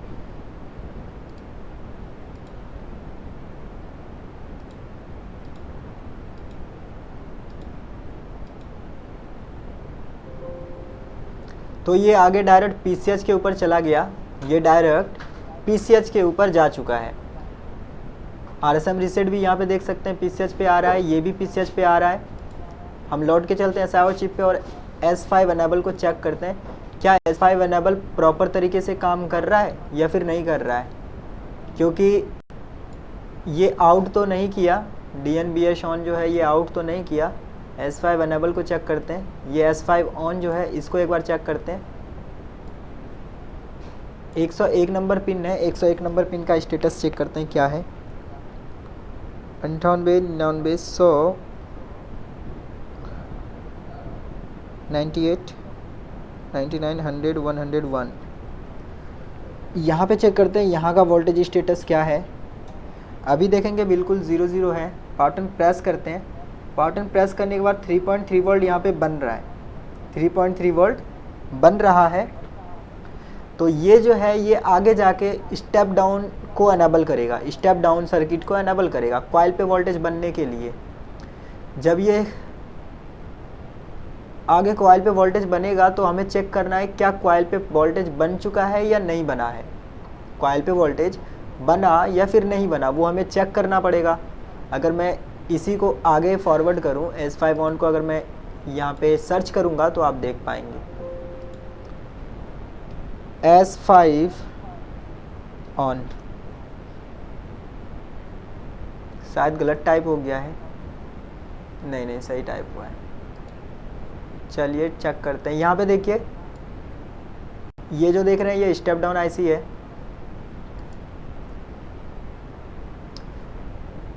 ये PU9 है जो कि PL22 पे 3.3 वोल्ट बनाएगा। अगर स्टेप डाउन की बात करें, स्टेप डाउन के ऊपर भी हमने पहले बात किया हुआ है। सबसे पहले विन आएगा, विन आते ही इसको एनेबल LDO मिलेगा। एनेबल LDO बनने के बाद ये LDO जनरेट कर देगा। LDO बनने के बाद क्या होगा, इसका BST बन जाएगा। BST बनने के बाद ये वेट करेगा एनेबलिंग के लिए। जैसे ही इसको S5 एनेबल मिलेगा ये ऑन हो जाएगा। अब यहाँ पे देखिए IC पे तो एनेबलिंग मिल गया है, लेकिन बीच में क्या है, एक रजिस्टर IO ने एनेबलिंग दिया वहाँ से। अगर वो एनेबलिंग यहाँ तक नहीं पहुँचेगा तो प्रॉब्लम है। फिर बोर्ड में क्या प्रॉब्लम होगा, 3.3 वोल्ट नहीं बनेगा। अगर ये इसका डायोड डैमेज है तो 3.3 वोल्ट नहीं बनेगा। अगर ये BST पिन का रजिस्टर कैपेसिटर प्रॉब्लम करता है तो भी नहीं बनेगा। मतलब हर एक पिन अब चेक करना पड़ेगा। अब एक बार हमें कंफर्म करना है क्या इसमें 3.3 और 5 वोल्ट बना या नहीं बना। तो चलिए चेक करते हैं। पावर बटन प्रेस करने के बाद जो सीक्वेंस है वो कंप्लीट हो रहा है कि नहीं। अगर 3.3 और 5 बन रहा है तो फिर IO चिप को एक बार चेंज करके देखेंगे, एक बार प्रोग्राम करके देखेंगे। लेकिन वहाँ पे वोल्टेज लो बन रहा है जो कहीं ना कहीं इंडिकेट कर रहा है इधर की ओर।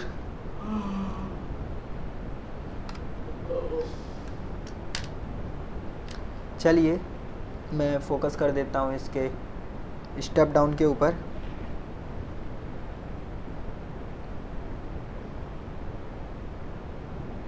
ये इसका स्टेप डाउन है।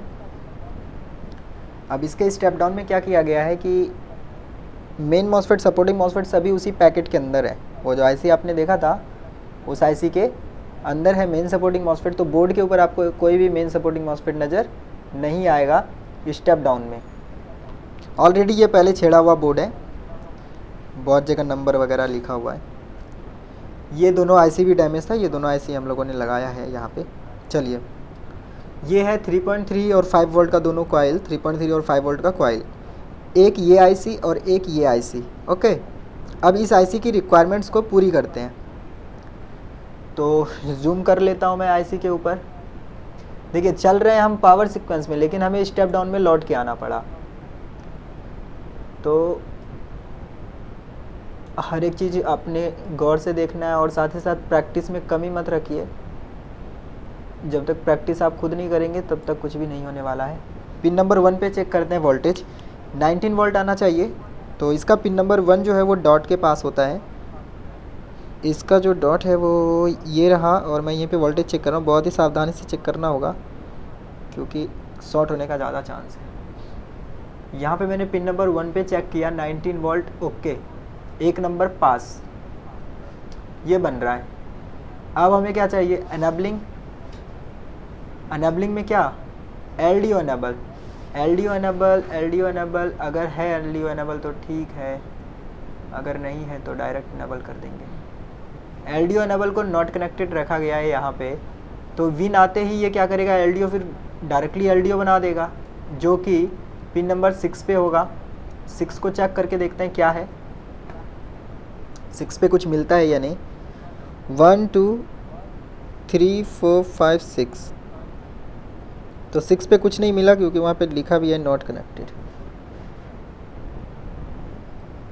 6 नंबर पे कुछ भी नहीं मिला, वैसे NC लिखा हुआ है, यहाँ पे मिलना चाहिए लेकिन चलिए कोई नहीं, देखते हैं। इसमें तो कुछ भी नहीं मिला। अब चलते हैं 3.3 वोल्ट के कॉइल पे, ऊपर चलते हैं। यहाँ पे आ गए लेकिन मिलना तो चाहिए था यहाँ पे इसमें 5 वोल्ट। वैसे इस 5 वोल्ट का ज़रूरत हमें तब पड़ता है जब अनेबल हो जाए। तो इस IC का अगर हम डाटा शीट लें तो इसमें लिखा होगा जब इसमें अनेबल आएगा तब स्विच ये कॉइल पे भी वोल्टेज बनेगा और ये जो LDO है LDO पे भी वोल्टेज बनेगा। आपको डाटा शीट एक बार देखना है NB669 का, ऐसा ही है इसमें। यहाँ पे हम आ चुके हैं इसके 3.3 वोल्ट के सेक्शन में। 3.3 वोल्ट में हमें चाहिए पिन नंबर 1 पे 19 वोल्ट और ये PU9 है। तो PU9 जो है ये वाला है। 1 नंबर पिन पे चेक करेंगे सबसे फर्स्ट। 1 नंबर पिन पे 19 वोल्ट, ओके। 6 नंबर पिन पे LDO चाहिए, लेकिन उससे पहले 12 नंबर पिन पे अनेबल LDO। तो 12 नंबर पिन पे चलते हैं, पिन नंबर 12 पे 1 2 3 4 5 6 7 8 9 10 11 12। तो 12 number pin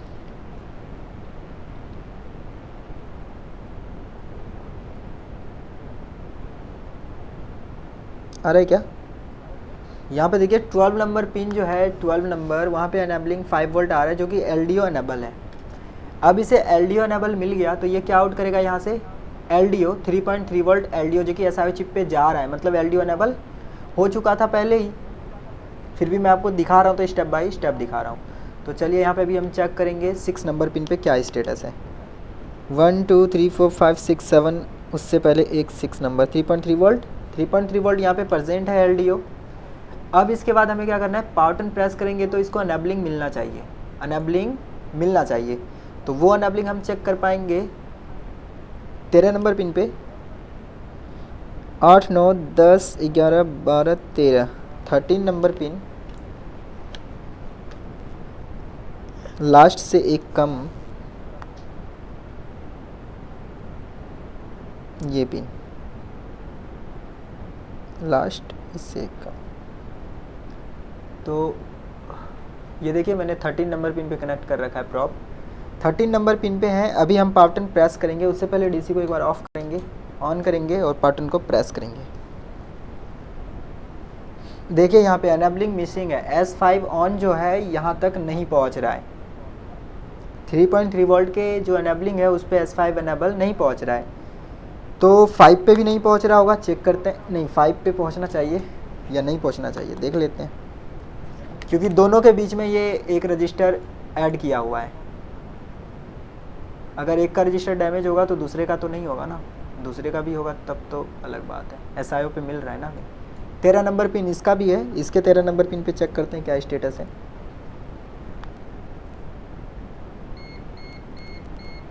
thirteen number pin power button DC को ऑफ करेंगे, ऑन करेंगे, पावर बटन प्रेस करेंगे। यहाँ पे देखिए 3.2 वोल्ट प्रेजेंट है, 3.2 वोल्ट प्रेजेंट है, मतलब यहाँ पे 3.2 वोल्ट आ रहा है, लेकिन 3.3 वोल्ट के सेक्शन में नहीं मिल रहा है। मतलब बीच का जो रजिस्टर है वो कहीं ना कहीं डैमेज है, क्योंकि ये एरिया पूरा छेड़ा गया था, IC वगैरह निकला। अब आप देखेंगे इस एरिया का पूरा कैपेसिटर वगैरह रिमूव कर दिया गया है। यहाँ तक कि प्रोसेसर भी शॉर्ट कर दिया है, साउंड IC भी निकाल दिया है। क्या क्या चेक करते हैं 13 नंबर पिन पे ये रजिस्टर गायब है या नहीं। B ब्रांच पे चेक करेंगे, होगा ही होगा, क्योंकि एक जगह वोल्टेज है एक जगह नहीं है। तो 13 नंबर पिन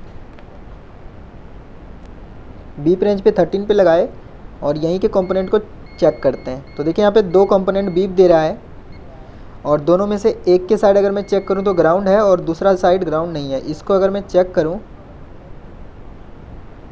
इस पिन से 5 वोल्ट का सेक्शन जो एनेबल होगा, तो 5 वोल्ट के IC के एनेबलिंग के साथ बीप दे रहा है, मतलब ये बीच में एक कंपोनेंट जो है यहाँ से गायब है। अब हम क्या कर सकते हैं, यहाँ पे सोल्यूशन दे सकते हैं। यहाँ पे हम डायरेक्ट एक जंपर पुट करके सोल्यूशन दे सकते हैं, या फिर 5 वोल्ट का जो सेक्शन है वहाँ से एक एनेबलिंग यहाँ पे लाके दे सकते हैं। क्योंकि मैं यहाँ देख रहा हूँ यहाँ का ट्रैक भी गायब है। देखता हूँ मैं एक बार लेंस से, शायद अगर ट्रैक बचा होगा तो ठीक है, नहीं तो फिर हमें फिर जंपर दूर से लाना पड़ेगा। हल्का सा एक डॉट दिख रहा है मुझे, मैं देखता हूँ उस डॉट को अगर मैं क्लीन कर पाऊँ तो यहीं पे काम बन जाएगा, नहीं तो दूर से लाना पड़ेगा। बहुत ही छोटा सा एक डॉट है सिर्फ। चेक करता हूँ मैं इस डॉट पे, अगर मुझे एनेबलिंग मिल जाता है तो मैं इसी डॉट से काम चला लूँगा। मल्टीमीटर यहाँ पे लगा दिए हैं। बटन प्रेस करके देखेंगे, अगर यहाँ पे हमें एनेबलिंग मिल जाता है तो इस डॉट से एक जंपर ले लेंगे। यहाँ पे देखिए एनेबलिंग आ रहा है, मतलब इस डॉट से हम एक जंपर यूज़ कर सकते हैं। तो बहुत ही छोटा सा डॉट है। सोल्डरिंग पेस्ट लेना है, बीजीए सोल्डरिंग पेस्ट यहाँ पे लगा देंगे। और आयरन मेरा ऑफ है क्या? ओह शिट, आयरन ऑफ था, थोड़ा देर वेट करना पड़ेगा फिर मुझे आयरन के लिए। यहाँ पे एक जंपर लगाएंगे और जो एनेबलिंग है वो बन जाएगा। उसके बाद फिर आगे चेक करेंगे क्या होता है।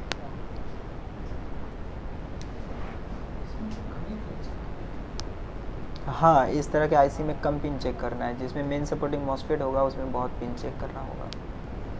कौन कौन एक्टिव है मैं एक बार चेक कर लेता हूँ ऑनलाइन में।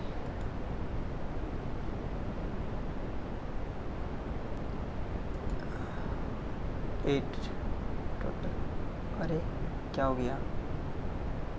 आया।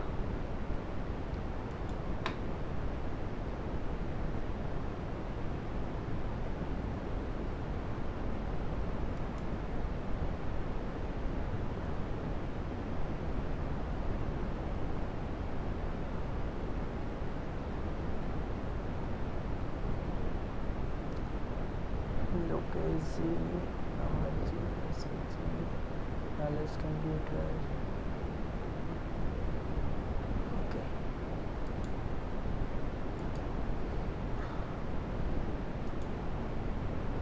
चलिए आयरन तो हीट हो गया है।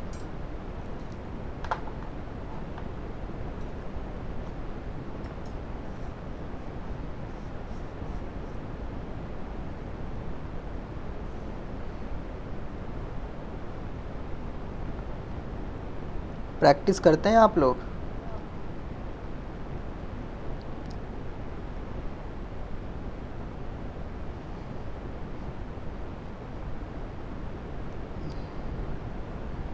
रिप्लाई नहीं आया किसी का।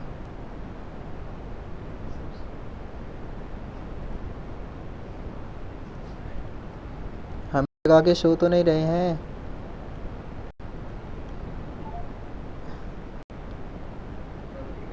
Only class.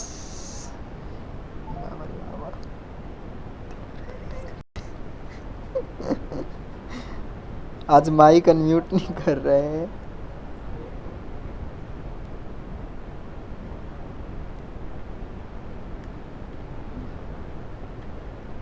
मुझे नहीं लगता इस पैड से जंपर लग पाएगा, तो दूर से ही लाना पड़ेगा। कहाँ है वो पतला वाला वायर?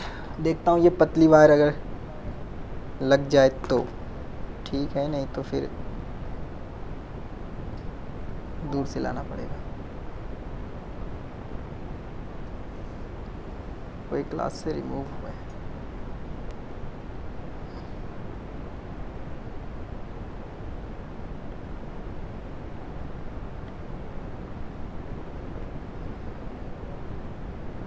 ब्रेक मिल गया ना? नहीं लगा, नहीं लगेगा, यहाँ पे दूर से लाना पड़ेगा या फिर डायरेक्ट कर दें।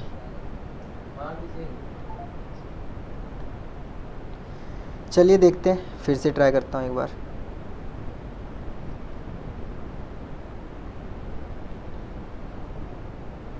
इस तरह से कैसे कर दिया है? पूरा बॉडी डैमेज कर दिया है। मेरे को लगता है जिसके पास गया है वो स्क्रैप बना दिया, इसको यूज़ कर लिया इसका पार्ट्स।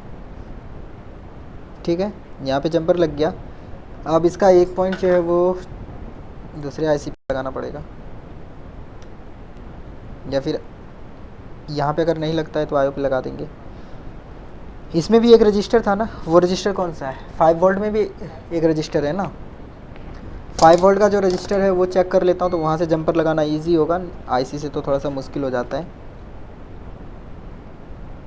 इस पिन से जो रजिस्टर है वो ढूंढना है।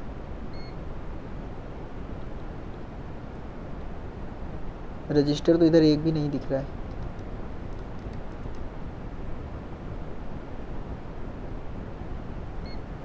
बैक साइड दे दिया होगा फिर। चलिए यहाँ पे रजिस्टर नहीं दिख रहा है, मुझे डायरेक्ट पिन पे ही जंपर करना पड़ेगा और कोई ऑप्शन है नहीं मेरे पास। नहीं तो फिर बैक साइड लंबी वायर ले जाके SIO के पिन नंबर 101 पे लगाना पड़ेगा। देखता हूँ एक बार, अगर इधर लगाने में कामयाब हुआ तो ठीक है, नहीं तो फिर चलेंगे बैक साइड SIO पे मार देंगे जंपर।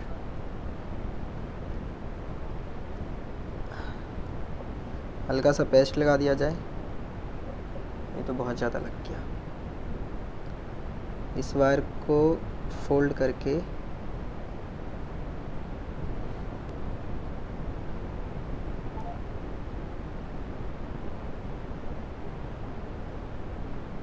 ओके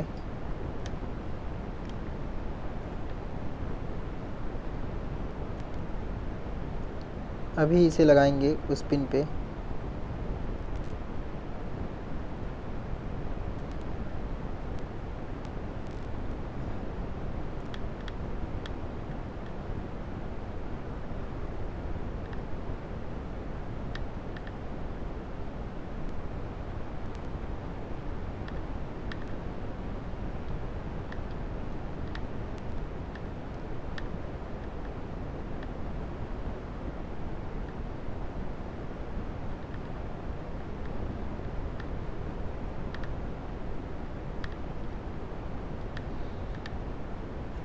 लग तो रहा है, लग गया है, लेकिन कंफर्मेशन तो लेंस ही देगा।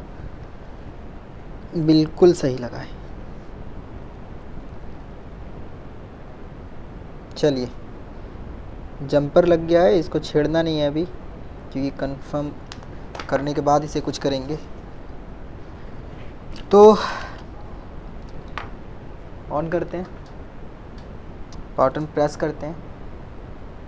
अरे नहीं लगा है क्या? वोल्टेज चेक कर लिया जाए, कंफर्म हो जाएंगे।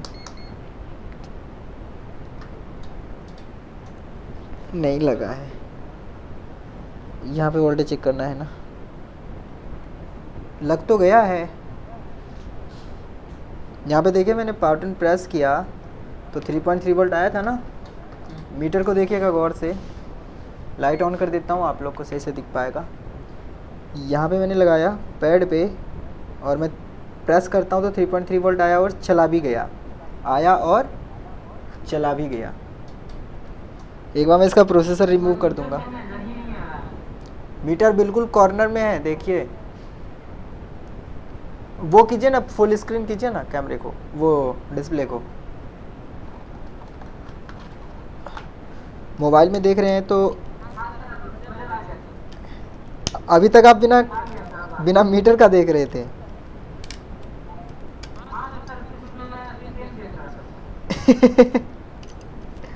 कोई नहीं कोई नहीं। ओह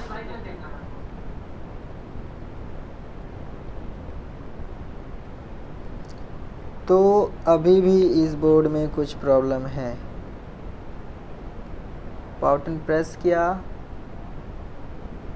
पहले तो ये कंटिन्यू ऑन होता था, अभी क्या हो रहा है कि ये ऑन होके ऑफ हो जा रहा है। पहले कंटिन्यू ऑन था, ये जंपर लगाने के बाद तो ऑन ऑफ होने लगा। 5 वोल्ट बन रहा है या नहीं बन रहा वो मैं चेक कर लूँ एक बार। 5 वोल्ट बन जाता है, चला जाता है 3.3 वोल्ट। एक सेकेंड, यहाँ पे कैपेसिटर नहीं लगा है, उस पर भी मुझे डाउट है। ओके 3.3 वोल्ट भी बन रहा है। चलिए अब मैं यहाँ पे मैं आपको एक चीज़ दिखाना चाहूँगा, उसके लिए DSO देखना होगा। अभी मैं एक्चुअल में कैपेसिटर करता क्या है वो कंफर्म हो जाइएगा आप। DSO ऑन है, DSO को सेट किया हुआ है मैंने 1 वोल्ट पे। थोड़ा सा इसका टाइमिंग जो है वो थोड़ा सा कम कर दिया जाए। सॉरी, करना तो इधर से होगा। इसका जो एम्पियर है वो कम कर देता हूँ मैं। सॉरी, टाइमिंग कम कर दिया। अभी देखते हैं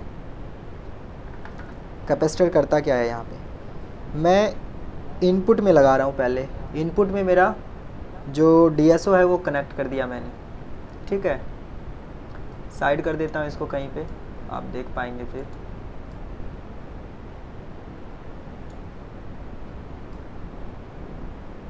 आउटपुट कॉइल में कनेक्ट किया हूँ। अब डीएसओ पे देखिएगा, ऑन कर दिए, पावर बटन प्रेस, डीएसओ पे देखिए क्या दिखा रहा है।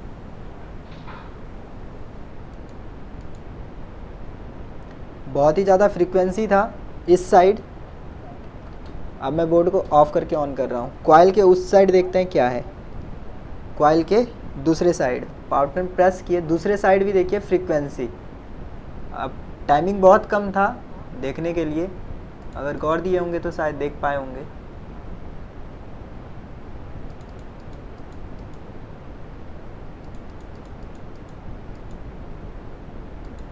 मैं फिर से करता हूँ, बोर्ड को ऑफ, ऑन। यहाँ पे कैपेसिटर नहीं लगा है, जिसके वजह से यहाँ पे हल्की हल्की फ्रीक्वेंसी देखिए आ रही है। फ्रीक्वेंसी बिल्कुल क्लियर नहीं है, ये प्योर डीसी नहीं बन पा रहा है। प्योर डीसी नहीं बन पाने की वजह से ऐसा प्रॉब्लम आ रहा है इस बोर्ड में कि ये बोर्ड ऑन तो हो रहा है, लेकिन प्योर डीसी नहीं बनने की वजह से बोर्ड ऑफ भी हो जा रहा है। मैं एक बार स्टॉप करूँगा, लीजिए माउस स्टॉप पे प्रेस कीजिएगा, ठीक है। माउस स्टॉप पे प्रेस कीजिएगा, जब वो फ्रीक्वेंसी आएगा स्टॉप पे, बस। अभी देखिए ये 5 वोल्ट है, इसको स्टॉप कर दिया है हमने। इसको कम टाइमिंग में देखते हैं। ये देखिए क्या हो रहा है यहाँ पे 5 वोल्ट के साथ। बिल्कुल ये प्योर डीसी नहीं बन पा रहा है, प्योर डीसी नहीं बन पा रहा है, जबकि सर्किट को काम करने के लिए बिल्कुल प्योर डीसी चाहिए। अगर आप यहाँ पे देखेंगे 5 वोल्ट है, लेकिन इसमें फ्रीक्वेंसी आ रहा है, जबकि इनपुट में फ्रीक्वेंसी तो ठीक है, आउटपुट में कॉइल के बाद फ्रीक्वेंसी नहीं होनी चाहिए। तो कॉइल क्या करता है, हाई फ्रीक्वेंसी को लो कर देता है, लेकिन प्योर डीसी नहीं बना पाता है। इसके लिए कैपेसिटर यूज़ किया जाता है। एक कैपेसिटर किस तरह वर्क करता है, एक छोटे से चार्जेबल बैटरी की तरह, जो कि चार डिस्चार्ज होता है। तो अभी इस बोर्ड में कैपेसिटर अगर आप देखेंगे तो यहाँ से कैपेसिटर रिमूव कर दिया है, कैपेसिटर इसमें है ही नहीं, जिसके वजह से बैटरी का जो बैकअप देना है, जो कैपेसिटर बैकअप देता है, वो बैकअप नहीं मिल पा रहा, जिसके वजह से ये स्मूथ नहीं बन पा रहा है। अब मल्टीमीटर से अगर मैं चेक करूँगा यहाँ पे, तो मल्टीमीटर बोलेगा भैया वोल्टेज 5 वोल्ट बन रहा है। डीएसओ बोलेगा 5 वोल्ट तो बन रहा है, लेकिन उसमें फ्रीक्वेंसी है। तो ये फ्रीक्वेंसी 1 किलो हर्ट्ज का जो है, ये ख़त्म करने के लिए यहाँ पे कैपेसिटर लगाना ज़रूरी है। तो चलिए कैपेसिटर ऐड करते हैं 5 वोल्ट में, उसके बाद 3.3 वोल्ट में करेंगे। पहले 5 में ऐड किया जाए। ये किसका है, बहुत सारा। यहाँ पे 3-4 कैपेसिटर रखा हुआ है, चेक करना पड़ेगा ना। 150, 330 का लगाते हैं। ये कैपेसिटर है, दिखाता हूँ मैं आपको। ये रहा कैपेसिटर, इसको लगाएंगे तो जिधर ये डार्क लाइन है वो पॉजिटिव है, जिधर कुछ भी नहीं है वो नेगेटिव है। और बोर्ड पे जिधर डार्क लाइन है वो नेगेटिव है, जिधर कुछ भी नहीं है वो पॉजिटिव है। होता यहाँ पे सिलेंडर टाइप का है, लेकिन आप ये नॉर्मल यूज़ कर सकते हैं। लगाने के लिए सोल्डरिंग आयरन यूज़ करना है। बोर्ड पे कम से कम एसएमडी यूज़ कर रहे हैं। पहले पैड के ऊपर टच कीजिए, हल्का सा बीजे पेस्ट ले लेते हैं ताकि अच्छी सोल्डरिंग हो।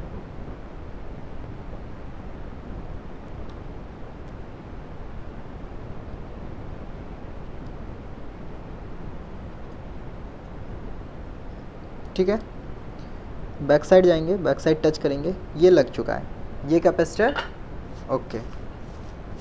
अब इस बोर्ड को ऑन करते हैं और देखते हैं क्या होता है। अब मैं डीएसओ से आपको दिखाता हूँ। रन कर देते हैं डीएसओ को। डीएसओ रन है। अब चेक करते हैं दोनों साइड। इनपुट के साइड मैंने भी टच किया हुआ है और पावर बटन में प्रेस कर रहा हूँ। यहाँ पे देखिए फ्रीक्वेंसी आया और चला गया, फ्रीक्वेंसी आया और चला गया। मैं फिर से करके दिखाता हूँ आपको। यहाँ पे मैंने लगाया, पावर बटन प्रेस किया, फ्रीक्वेंसी आया, आउटपुट में मैं गया तो अब देखिए यहाँ पे फ्रीक्वेंसी ना के बराबर है। अभी देखिए फ्रीक्वेंसी नहीं था ना, ये देखिए। अभी देखिए स्टॉप में करके दिखाता हूँ आपको, स्टॉप। यहाँ पे देखिए ये फ्रीक्वेंसी जो है, ये फ्रीक्वेंसी बोल रहा है 0 है। देख पा रहे हैं आप लोग, रिप्लाई दीजिए कुछ।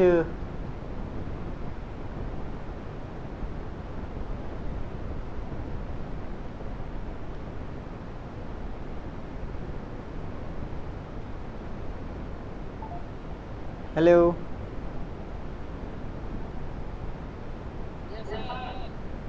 देख पा रहे हैं फ्रीक्वेंसी? अभी देखिए यहाँ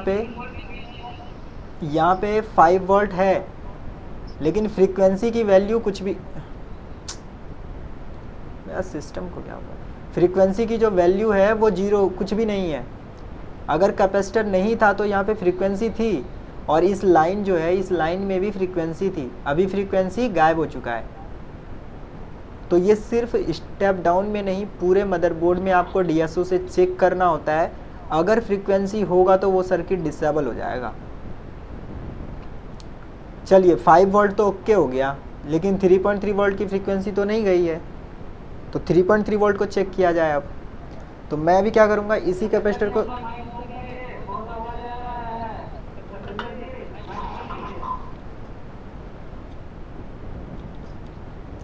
इसी कैपेसिटर को मैं 3.3 वोल्ट में लगा के दिखाता हूँ।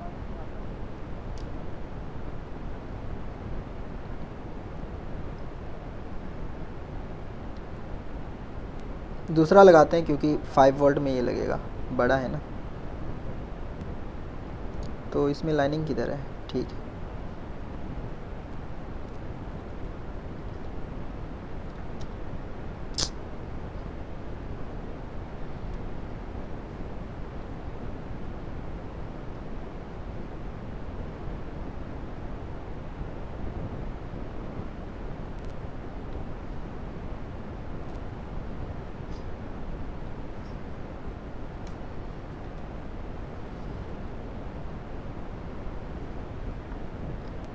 ठीक है, ये कैपेसिटर लग चुका है।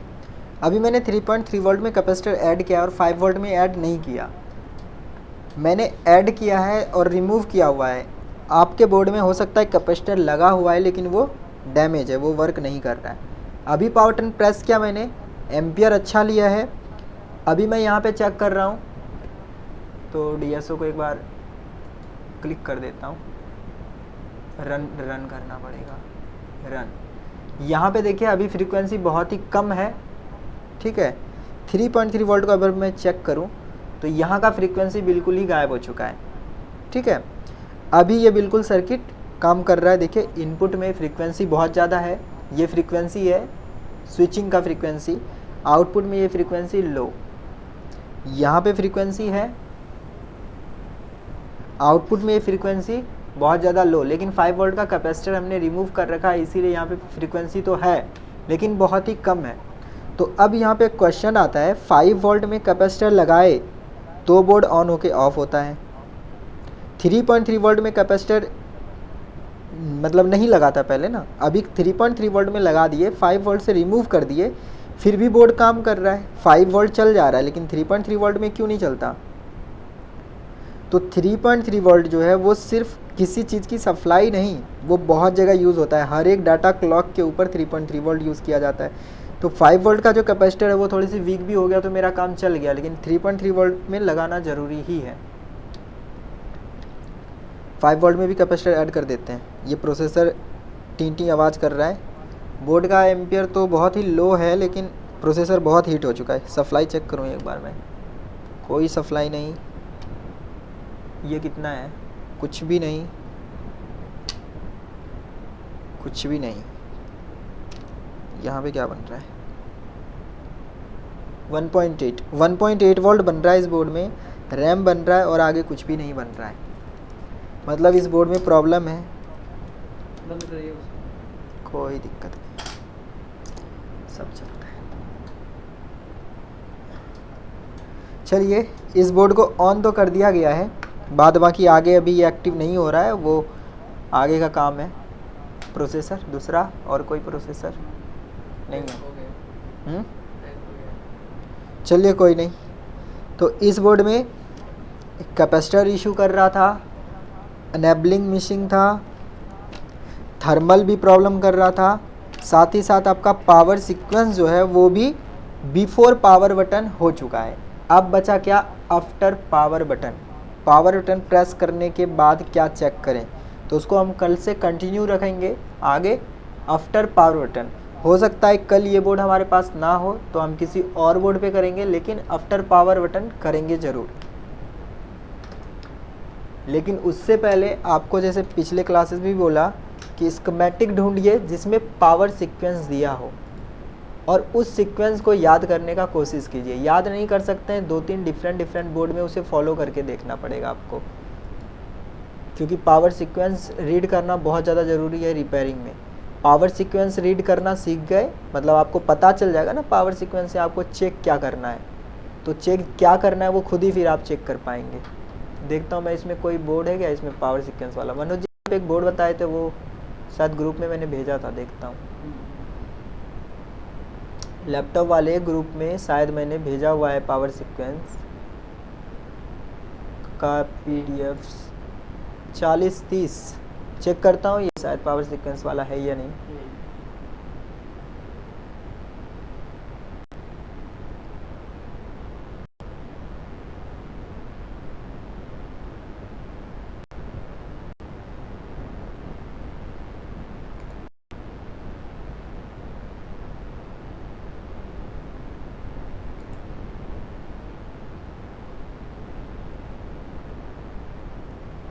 पावर सीक्वेंस नीचे की ओर चलते हैं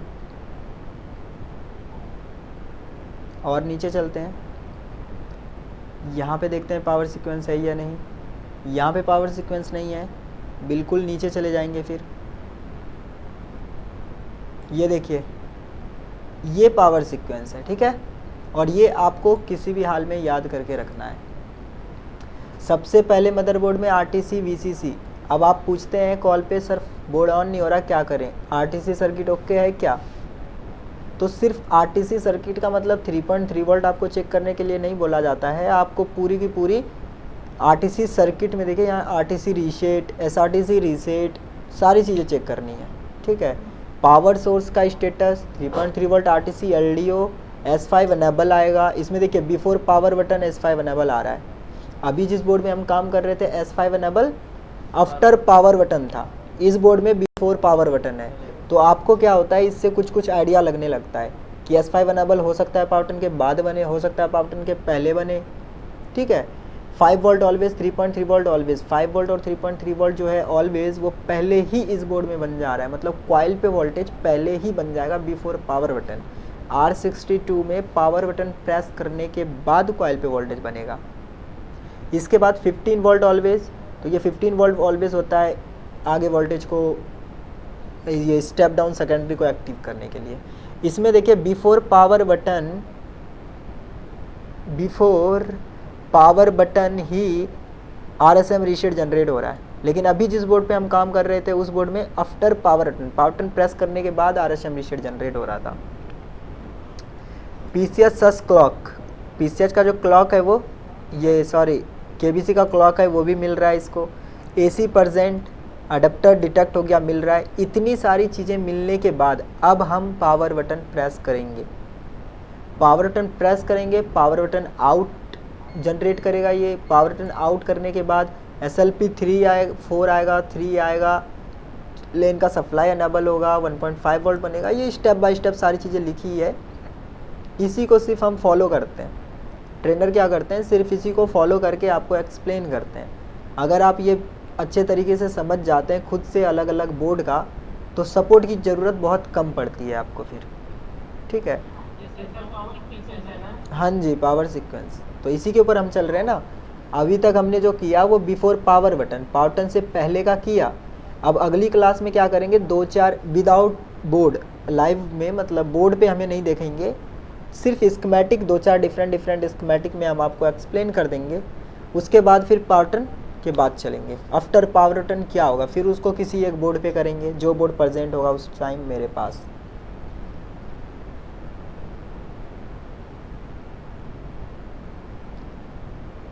तो अभी के लिए गुड नाइट, मिलते हैं कल। बोलिए।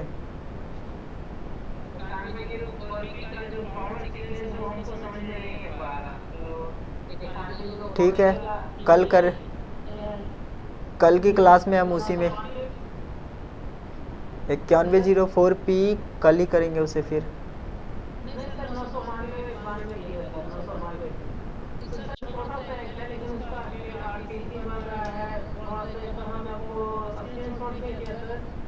दीजिए।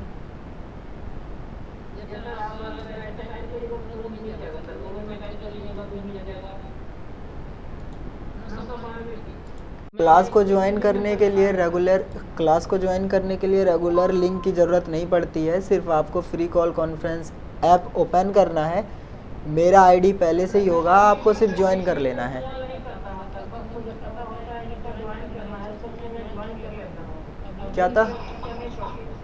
क्या था 94?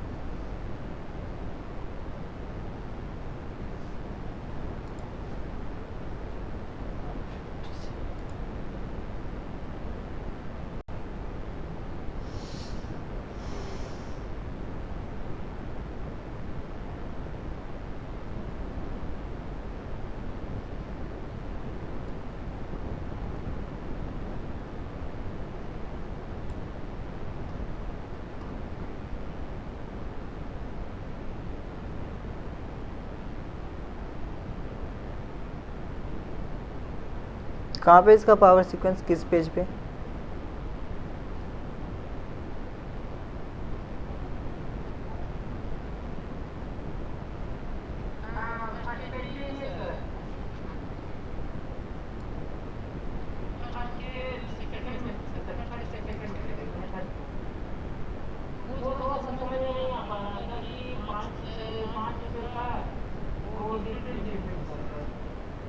नहीं,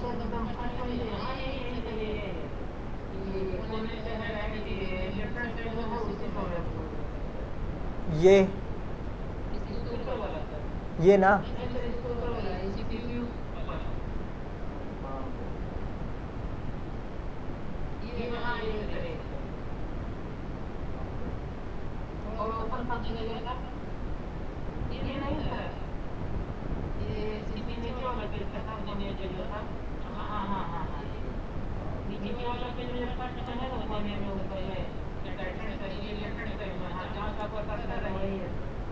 आपका नेट स्लो है।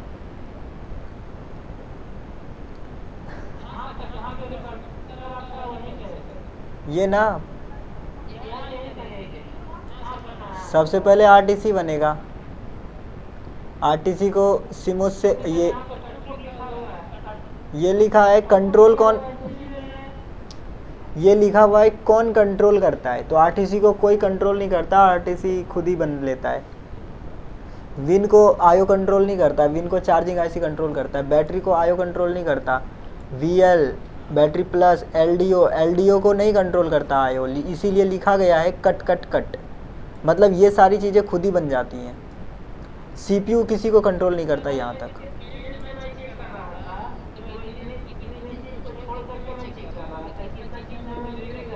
नहीं मिलेगा, यहाँ लिखा है ना कंट्रोल ईसी, मतलब आयो चिप कंट्रोल करेगा। अब देखिए 5 वोल्ट को कौन कंट्रोल कर रहा है, आयो चिप, मतलब 5 वोल्ट बनेगा या नहीं बनेगा वो कौन डिसाइड करेगा, आयो चिप, मतलब एनेबलिंग आयो चिप देगा।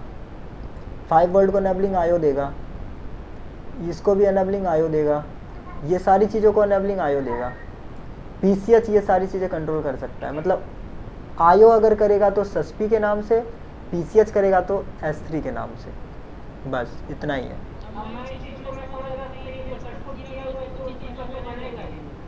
नहीं